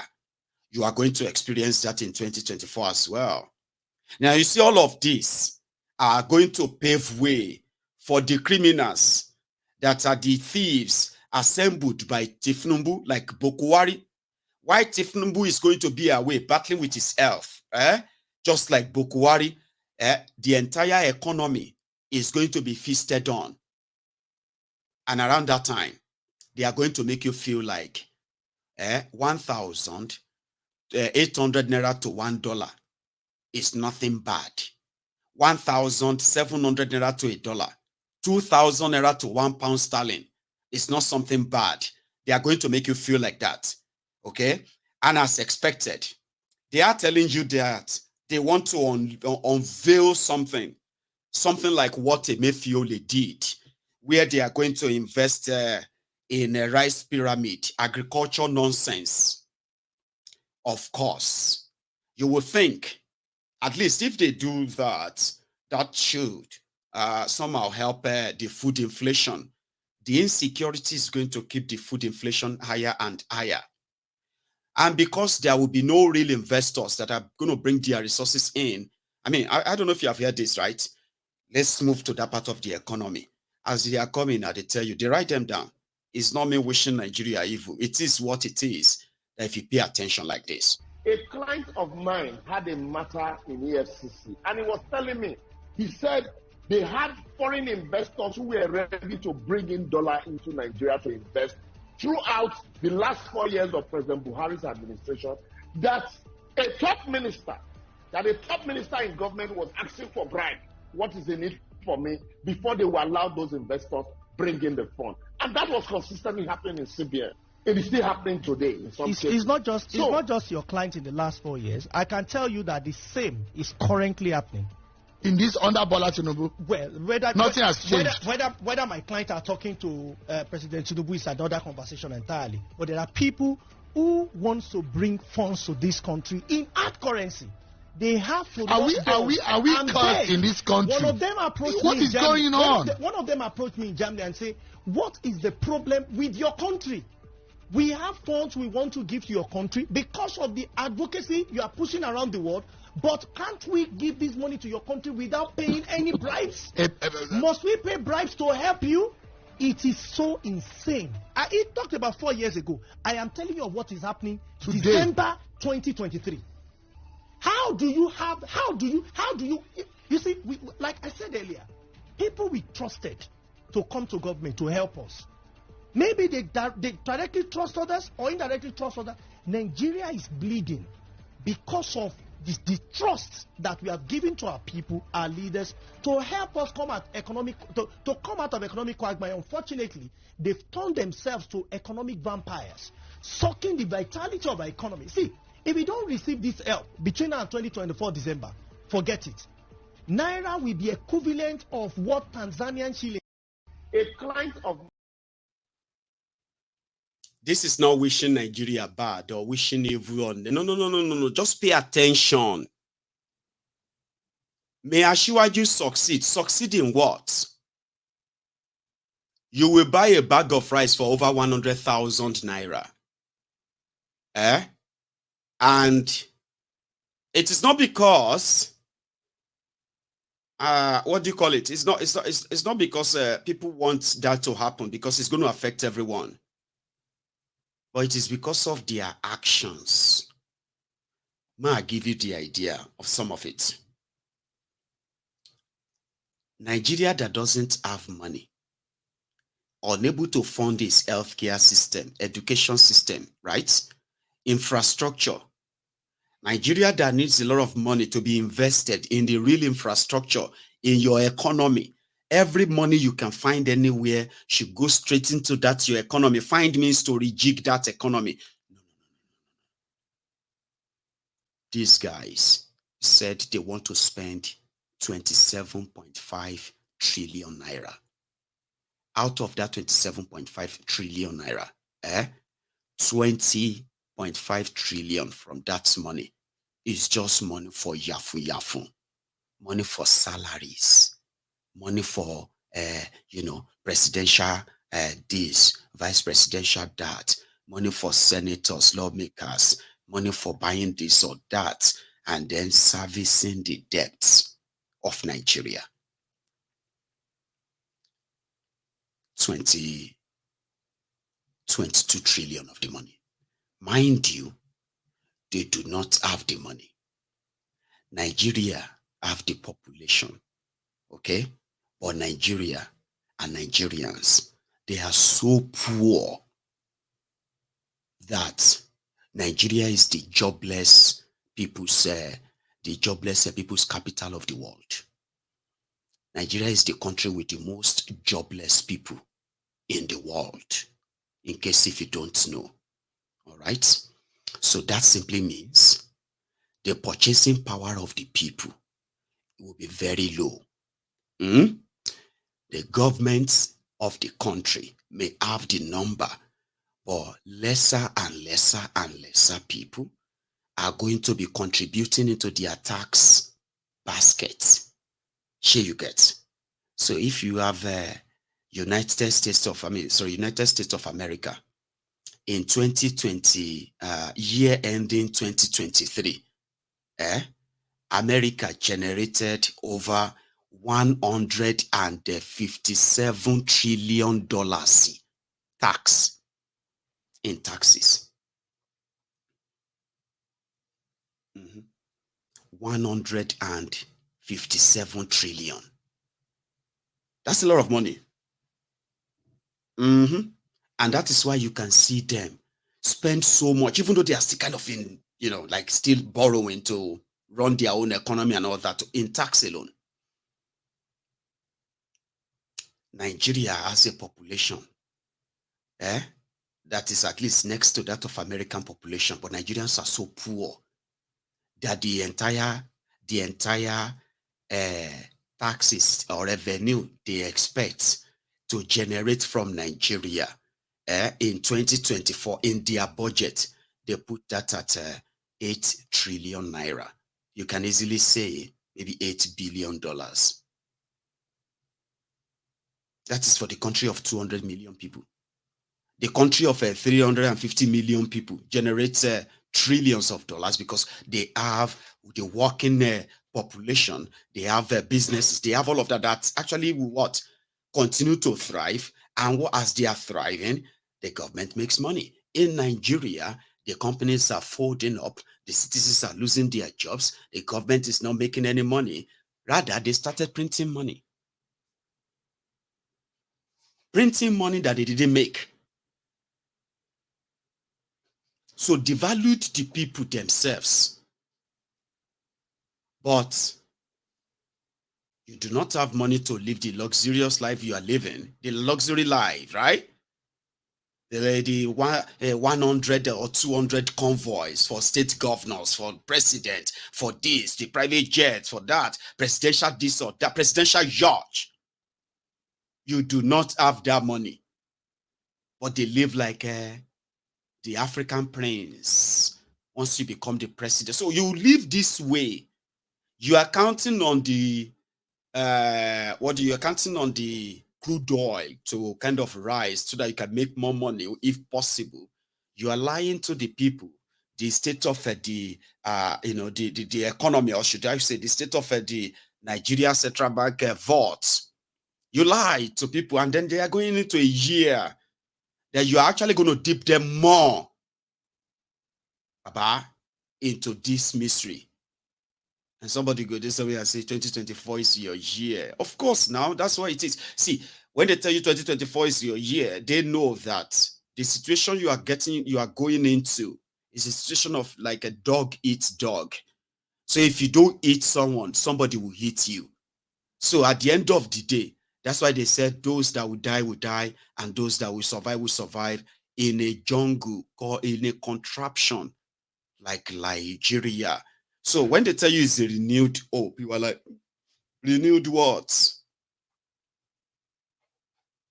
So economically, ladies and gentlemen, and to you, the students, some of you are going to be able to japa education, no matter how expensive it is, you'll be able to japa in 2024. And that is what will make you, or will probably take you to that your dreamland of, you know what I mean, like being educated. A lot of you are going to have to leave school.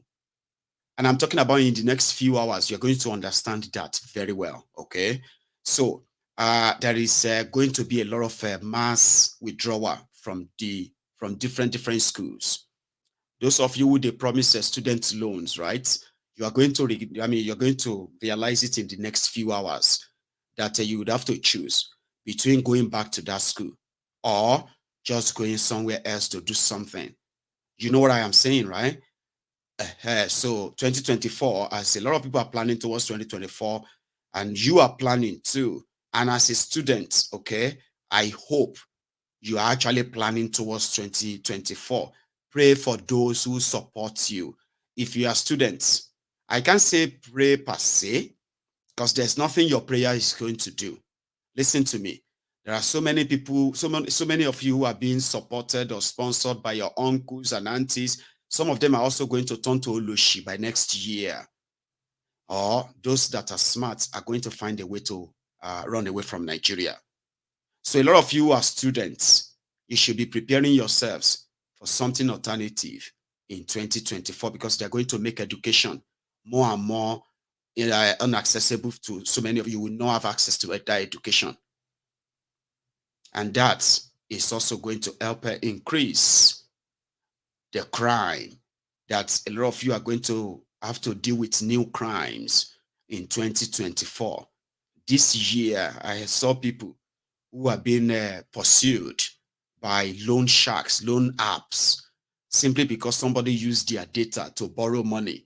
15,000, 20,000. They didn't need much, just steal somebody's data, and you can borrow money from them, and the loan apps will begin to publish your pictures or your name on social media and call you different names until you pay them.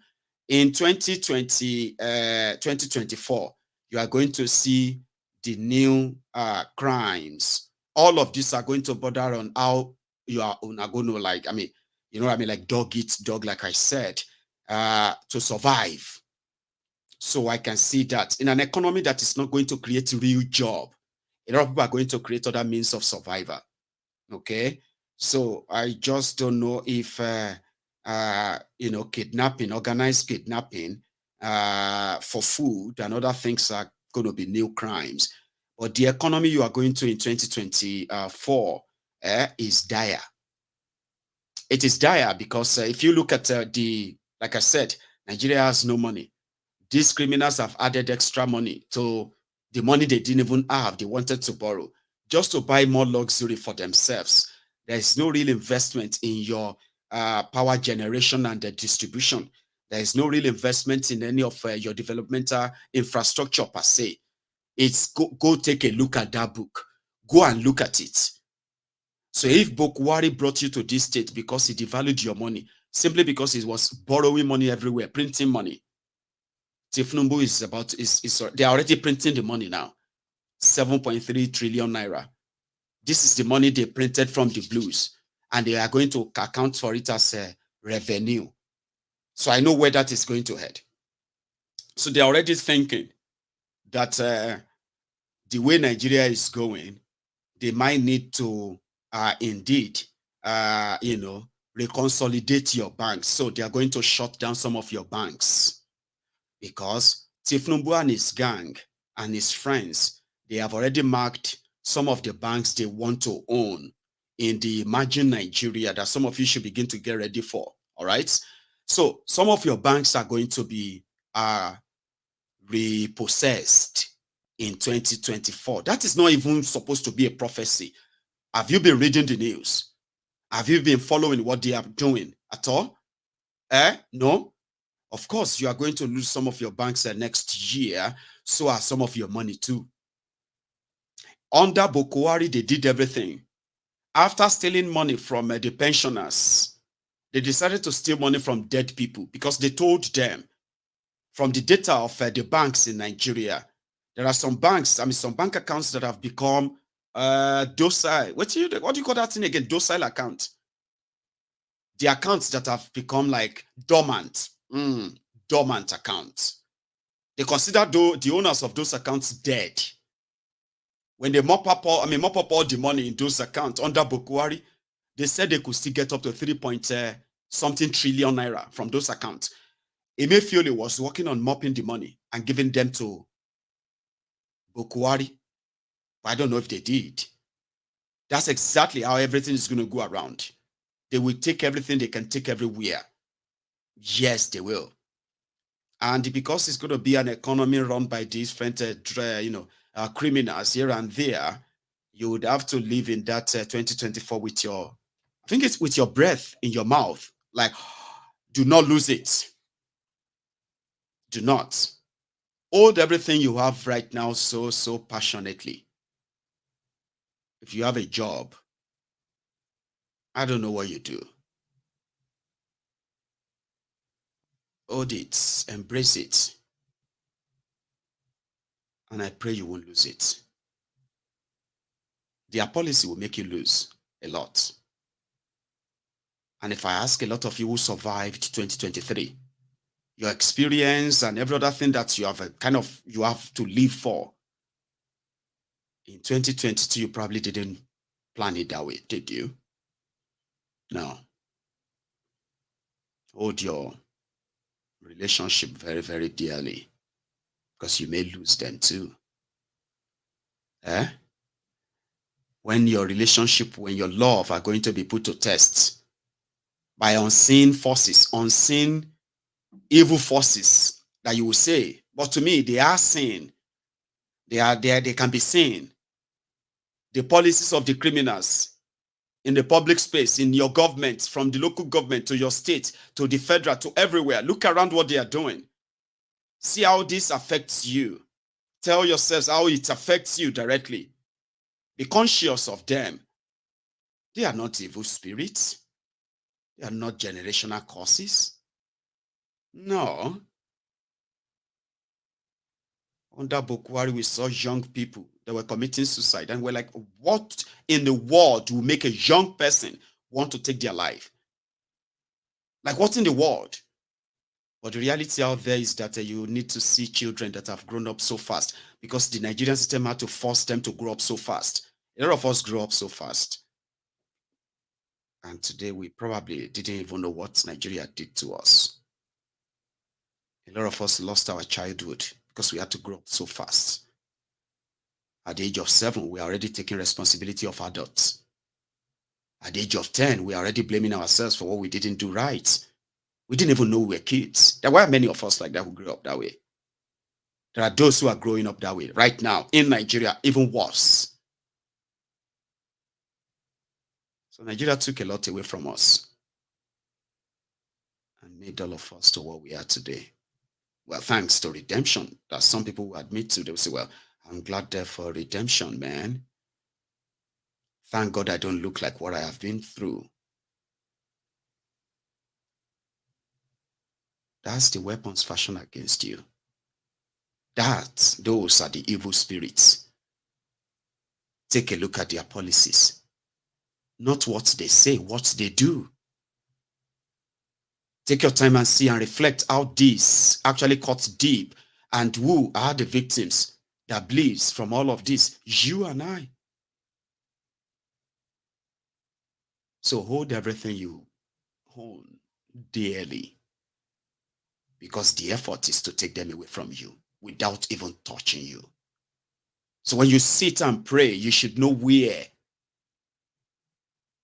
you are directing that prayer to, so that you don't become a blasphemer, looking at God and say, God, why have you forsaken me? How come you didn't listen to my prayer? It's listening to your prayer. You're not listening to yourself, because you're not paying attention to the right things. When you have a system that is rigged against you, you don't fight this tribal, ethnic, and religious battle if you're not stupid.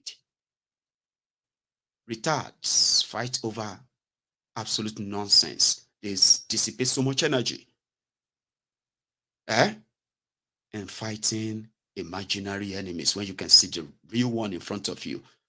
But ethnic, tribe, religion, and what have you blinded you so much to make you feel like maybe it's not that bad, when it is really, really worse. That's what the system does. It comes to you, take away from you everything they can without even touching you. 2024 is one of those where your faith will be put to tests, where your belief in everything will be put to test as well.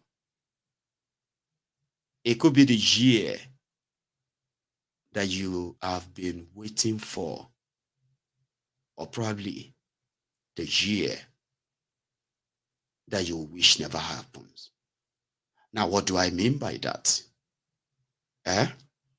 We know that a lot of people feels like this whole thing is being exaggerated, and we do pray that you do not become a victim before you understand that it is realer than real. But somehow, the system doesn't discriminate when it's sort of kind of democratic. If you look at it, those who would kill for them, those that would destroy for them, just to be in that position, they are not spared from the consequences or the backdrop of their policies. Nobody is spared. People just kind of knows how to pretend about it more than the other. So everybody is going to collect. But somebody said, one great thing that we have is that there are so many of us on the path of truth, and we have remained consistent on there to keep the people in the light. As long as that enlightenment called light, you see that light in enlightenment, if we can keep shining it and shining it, this is what will keep people, will keep them on the path of self-redemption. And indeed, the ability to resist what they know is completely rigged against them. How do you resist something when you have no idea how worse it is rigged against you? Do you want to experience it first? Or do you actually want to use others' experiences to avoid being a victim too before something is done? So on Mayegun's Diary Politico, always remember this. The system is not there because of me and you. The system is currently surviving because you and I are still finding reasons to disagree with ourselves, despite the fact that we are the victims, their victims. So in 2024, it should be a resolution to hold on to. A resolution like, if a system is created to kill me, what is wrong if I join hands with the victims of that system to end it? And when you have that chance, what do you think can stop you when you have a chance to contribute into the end of what has brought all of us to this precipice? When you have that chance, what do you think can stop you? Your religion, tribe, or your ethnic nationality? What do you think can stop you when you have a chance of ending this madness with others like yourself? Nothing. If you have the right information. See, when you stop enabling them by hoping that Nigeria can be savaged, when the criminals who put it in place want it to remain as it is without doing something different. I mean,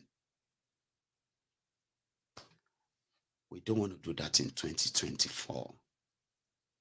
So hold on to your family members that you love so much.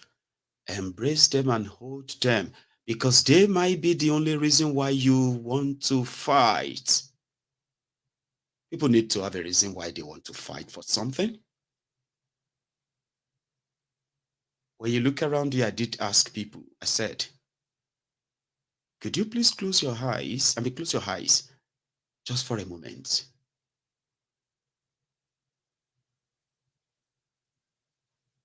And then you're like, what do you see? It says, nothing. Just some, just abyss. Think about what you would say, apart from money and what have you, that you say you really value. Things you hold dear, things that you would never want taken away from you. It could be anything. It could be your family, it could be your job, it could be your friends or friendship that you have built, it could be anything. And what would you do if it was snapped away from you or about to be snapped away from you? What would you do? You let go? Yeah, would you let go? Obviously not, you won't. If you can do something And that is why every time you remember that the Nigeria system is put together to take everything away from you, whether you support them or you don't support them, it is put together to take everything away from you, including your life, your job, your business, your house, your land, your investments, your invention, your everything. It is just a matter of time. Every day people fall down. They fall by the way. Even without them being touched, the system is there. They refuse to invest in healthcare. And today, the majority of those who are supposed to be helping the Nigerian people in Nigeria are currently earning their living elsewhere, thousands of miles away from the place they were supposed to be rendering those services, because their services was never valued, and it is intentional. In a country where the poverty is something out of this world, it is man-made, by the way. That same country is doing everything to make education inaccessible to for their own people, and you think it's not deliberate? So they want to take everything away from you. You must always remember that. It doesn't matter where you belong. Look at the people who are complaining and crying. Some of them actually believe these guys have something to offer. There are those who still believe that maybe they do still have something to offer. Nothing they do have. They have nothing to offer. People are going to fall into more poverty. Oh, seriously. It's going to be worse. It is not because we want it to be. We are saying, take a look at what they are doing. You cannot be doing what they are doing and expect a different result when you are not mad. So if you have been planning 2024 for this or that, if there's any reason for you to be very angry, yes, if you are looking for any reason to be angry with the system, and you should never stand where they are defending it without destroying such a narrative, is because a lot of you have plans. Next year, I am graduating and I'm going to get a job. Oh, next year, I'm getting married and we are going to get married next year. Oh, next year, I'm going to look for this or that. Oh, next year, I am planning to kind of, grow my business. Oh, next year, you're all having your plans for 2024 as we speak. But the system is going to make you question yourself, doubt yourselves. Okay? Is something wrong with me that I can't find a wife? Or is something wrong with me that I can't find I can't find husband? There's nothing wrong with you. The actions of these criminals and their policies are going to make you doubt yourself. Yeah. You're going to need medical care. And a lot of people are going to get wrong diagnosis. They're going to be praying for healing on a wrong diagnosis. And they're going to look unto God and say, God, why have you not listened? Why have you forsaken me? Like I said, the system is going to make you doubt yourself. The system is going to make you feel like you're not good enough. But if you begin to pay attention now, you are never going to find yourself in that quagmire. So if you are going to be angry and looking for reasons to justify your anger against what the system has against you, take a look at your plan and see, what is that threat, the only threat you have against your 2024 plan? Have you ever asked yourself, wait, I have planned everything. In 2024, I just want to do this, I want to do that, I want to do this. Once I get this and I get that, and all of that. You are planning, doing everything right now. What? Tell yourself, what exactly is your personal fear that you are hoping doesn't affect your plan for 2024? What? Nigeria, government. A lot of you, your fear towards 2024's plan is that you have no idea what the economy is going to be like. You have no idea how you're going to kind of survive in case if it goes this other way. That's your fear. That is something that is enough to tell you or get you really, really prepared for what 2024 is. So when people say, make your new year resolution, just take a look around you and don't be one of those stupid people who feels like God is a magician and he can just change everything. There are those who make more money that they have ever made in their life in 2023. Yeah, do you know that? As we are talking about this hardship, talking about this, disappointment and all of this about Nigeria, there are those that will tell you this 2023 is the year that they've actually recorded any progress, tangible something in their lives. There are those like that. But when the economy doesn't reflect that, what is wrong if everyone is winning? What is wrong if the number of those who are winning, those who got new jobs, those who start new businesses, those who are now like, inventors, those who, people who have done things that have impacted the lives of the people, why are we not having more of that? And that is what we are saying. You should be able to say, I am going to, you should be able to sort of develop and grow year in, year out. But the reason why a lot of you will make a year progress and then you get a 2 years regression and all that, and you begin to struggle again, then you get on there. You know what I mean? The reason is because the actions and the inactions of these criminals does not discriminate whether you are Yoruba, Igbo, Hausa, or what have you. It comes for everyone. You know why I said that too, right? Even in Nigeria, where they are profiling the Igbos, the Igbo businesses and all of that stuff, trust me, those Igbo businesses that survived, ask them, how did they survive? For those who have whatever capital they've had somewhere, even with all their losses, they have managed to push some of the losses on you people, the consumers.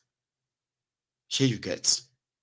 So when the criminal politicians who are profiling the Igbos and their businesses, right, when they go on to go and scheme them and scrabble them and do all of that, the surviving businesses put the entire cost back on the rest of you, and you will pay because there are services that you cannot do without.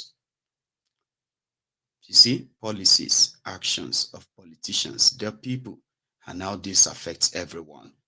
It's like it's like a vicious circle, like catch-22 or a rat race, So they now put all of you in a place where you are now kind of doing a rat race. And do you know something about rat race? There is no amount of winning. You win in a rat race, you will still be a rat. Like, who would kind of love to remain a rat? Rats are not such admirable, reptile or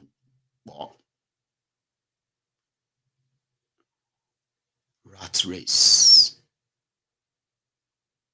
There is no amount of winning you win in a rat race. You will always remain a rat. And that's what they have created. So you can ask for, you can get something different if you want something different. And that's why I told people that on Mayegun's Diary Politico, you don't have to agree with me, but you would agree with me when you begin to put yourself in the real scenario and see clearly how this really affects you. And why we must all see it same way. They say if you can't beat them, they said you should join them. On Mayegun's Diary Politico, I keep telling my own brethren, when you can't beat them, don't join them. Come and call all of us so that we can join hands and we will beat them. That should be your motivation into 2024. Whatever they've thrown at us, just remember, now person will give up, now you fuck up. If you have any reason to be angry, any reason to really be upset with the rotten system these criminals represent and what they are still throwing at you, think about what their actions and what they have set to do will kind of be on you, your businesses, your family, and everything, including your faith in 2024. So instead of you falling by the way to join them because you cannot beat them, please don't. The Biafrans, the revolutionists, the Yoruba Nation campaigners, the Middle Beltans, Christians, Muslims, Mamalawos, Babalawos, Brotherlawos, Auntilawos, Unclelawos, and then even Grandma, Grandpalawos, and the rest of them. All of you watching me right now, let that be your resolution for 2024. Do not join them because you can't beat them. Join us. Call us. Every one of us. Hands in hand. Holding ourselves in camaraderie and face them. We will beat them. And I believe that. And how do we do that? Is when we remain united in just one goal, because we have one enemy, the system, and it doesn't matter who is in charge of it. It's not what they say, it is what they do. So thank you very much. As a lot of us are preparing for this crossover, you call it, and all that, to my friends in Australia and other places, Happy New Year to you. We have done well in 2023. As your own MOG, Mayegun, the Overseer General of the Temple of Truth, I promise you, as long as I breathe, as long as I am breathing, you can always count on the truth of this platform to keep guiding us until we have the number. So, I will say compliment of the season, even though, it is what it is now, it's not a season's greetings, it's the season's cleansing. So, we'll leave it at that. I will see you next year. So, once again, Happy New Year from here, and good night.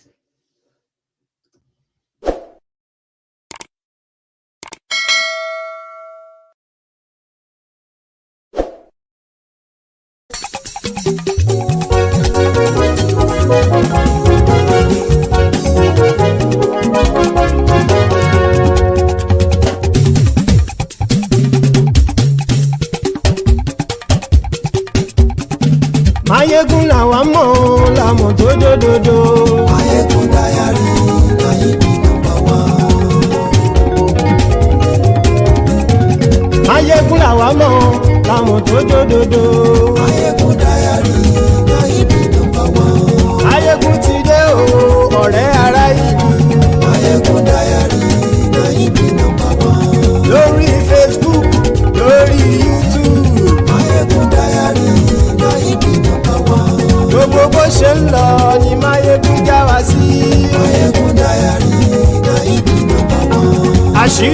ọ̀jẹ̀lú kì í bò níbẹ̀ o. Máyégún Diary Nayibi #1. bó bá ṣe eré àní Máyégún máa wí. Máyégún Diary Nayibi #1. ó sì tún ṣe eré wàá gbọ́ níbẹ̀ o. Máyégún Diary Nayibi #1. Máyégún Diary politico. Máyégún Diary Nayibi #1.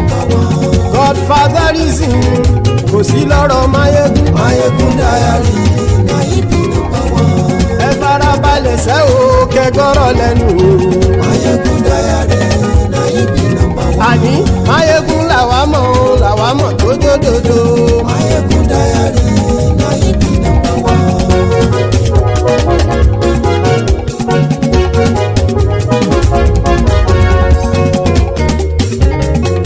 àní ẹ̀sùn ràkì. Máyégún ti dé. Máyégún ti dé.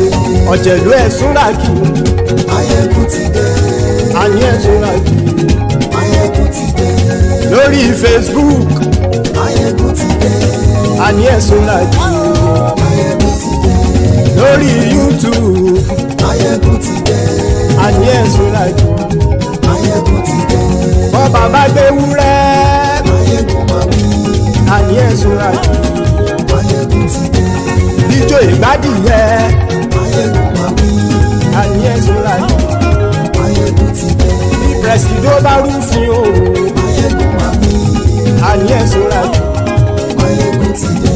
bí gómìnà kówó jẹ. Máyégún máa wí. àní ẹ̀sùn ràkì. Máyégún ti dé. ọlọ́pàá tí ń darí bá. Máyégún máa wí. àní ẹ̀sùn ràkì. Máyégún ti dé. aṣòfin tí ń rúfin o. Máyégún máa wí. àní ẹ̀sùn ràkì. Máyégún ti dé. òkúra olóṣèlú. Máyégún máa wí. àní ẹ̀sùn ràkì. Máyégún ti dé. ọ̀jẹ̀lú ẹ̀sùn ràkì. Máyégún ti dé. àní ẹ̀sùn ràkì. Máyégún ti dé.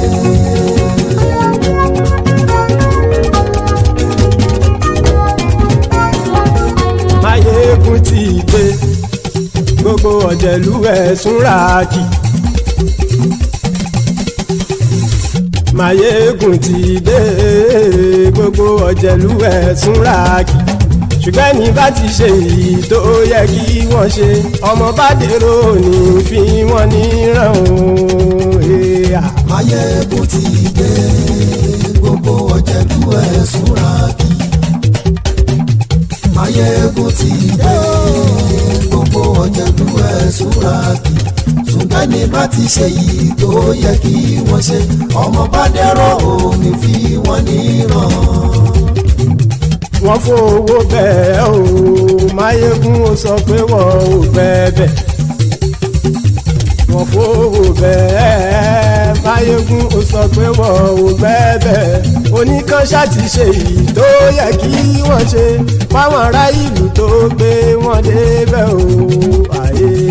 Máyégún ti dé gbogbo ọ̀jẹ̀lú ẹ̀sùn ràkì. Máyégún ti dé gbogbo ọ̀jẹ̀lú ẹ̀sùn ràkì. ṣùgbọ́n ní bá ti ṣe yìí tó yẹ kí wọ́n ṣe ọmọ bá dẹ́rọ̀ ò ní fi wọ́n níran.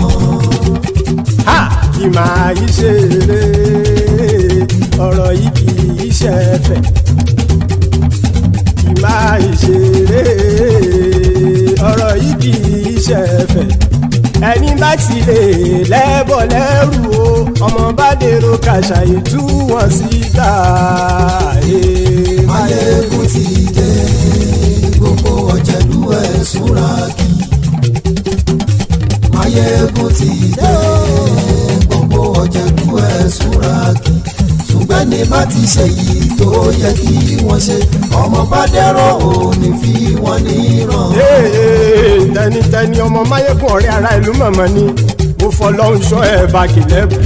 lóòótọ́ olódodo ìlú ọ̀tá ìlú mọ̀mọ́ ni ìwọ ṣá máa ń ṣọ́ra kò sì mọ́ bẹ̀rù. bọ́tà ń lè rí bóníṣègùn lé káwọn mọ̀mọ́ fi ṣera wọn ni ó ti dẹrùn tí wọn ò gbọ́dọ̀ sì mọ́ bẹ̀. èèpo ọ̀bọ lọmọ bá dérò tàjẹ́ ò gbọ́dọ̀ jẹ́ ó ti jọba lórí àbínú ẹni kò sì mọ́ bùyà. àìsíwọ́lu ní ẹnìkẹ́ ìgbódì ẹyin lábàrá o ó kó ẹni tó bá dán wò á kàmù. Máyégún ti dé gbogbo ọ̀jẹ̀lú ẹ̀ túnra kì. Máyégún ti dé gbogbo ọ̀jẹ̀lú ẹ̀ túnra kì o. Ẹni bá ti ṣe èyí tó yẹ kí wọ́n ṣe ọmọ bá dèrò òní fi wọ́n níran o. Máyégún ti dé gbogbo ọ̀jẹ̀lú ẹ̀ túnra kì. Máyégún ti dé gbogbo ọ̀jẹ̀lú ẹ̀ túnra kì. Ṣùgbọ́n ní bá ti ṣe yìí tó yẹ kí wọ́n ṣe ọmọ bá dẹ́rọ̀ òní fi wọ́n níran.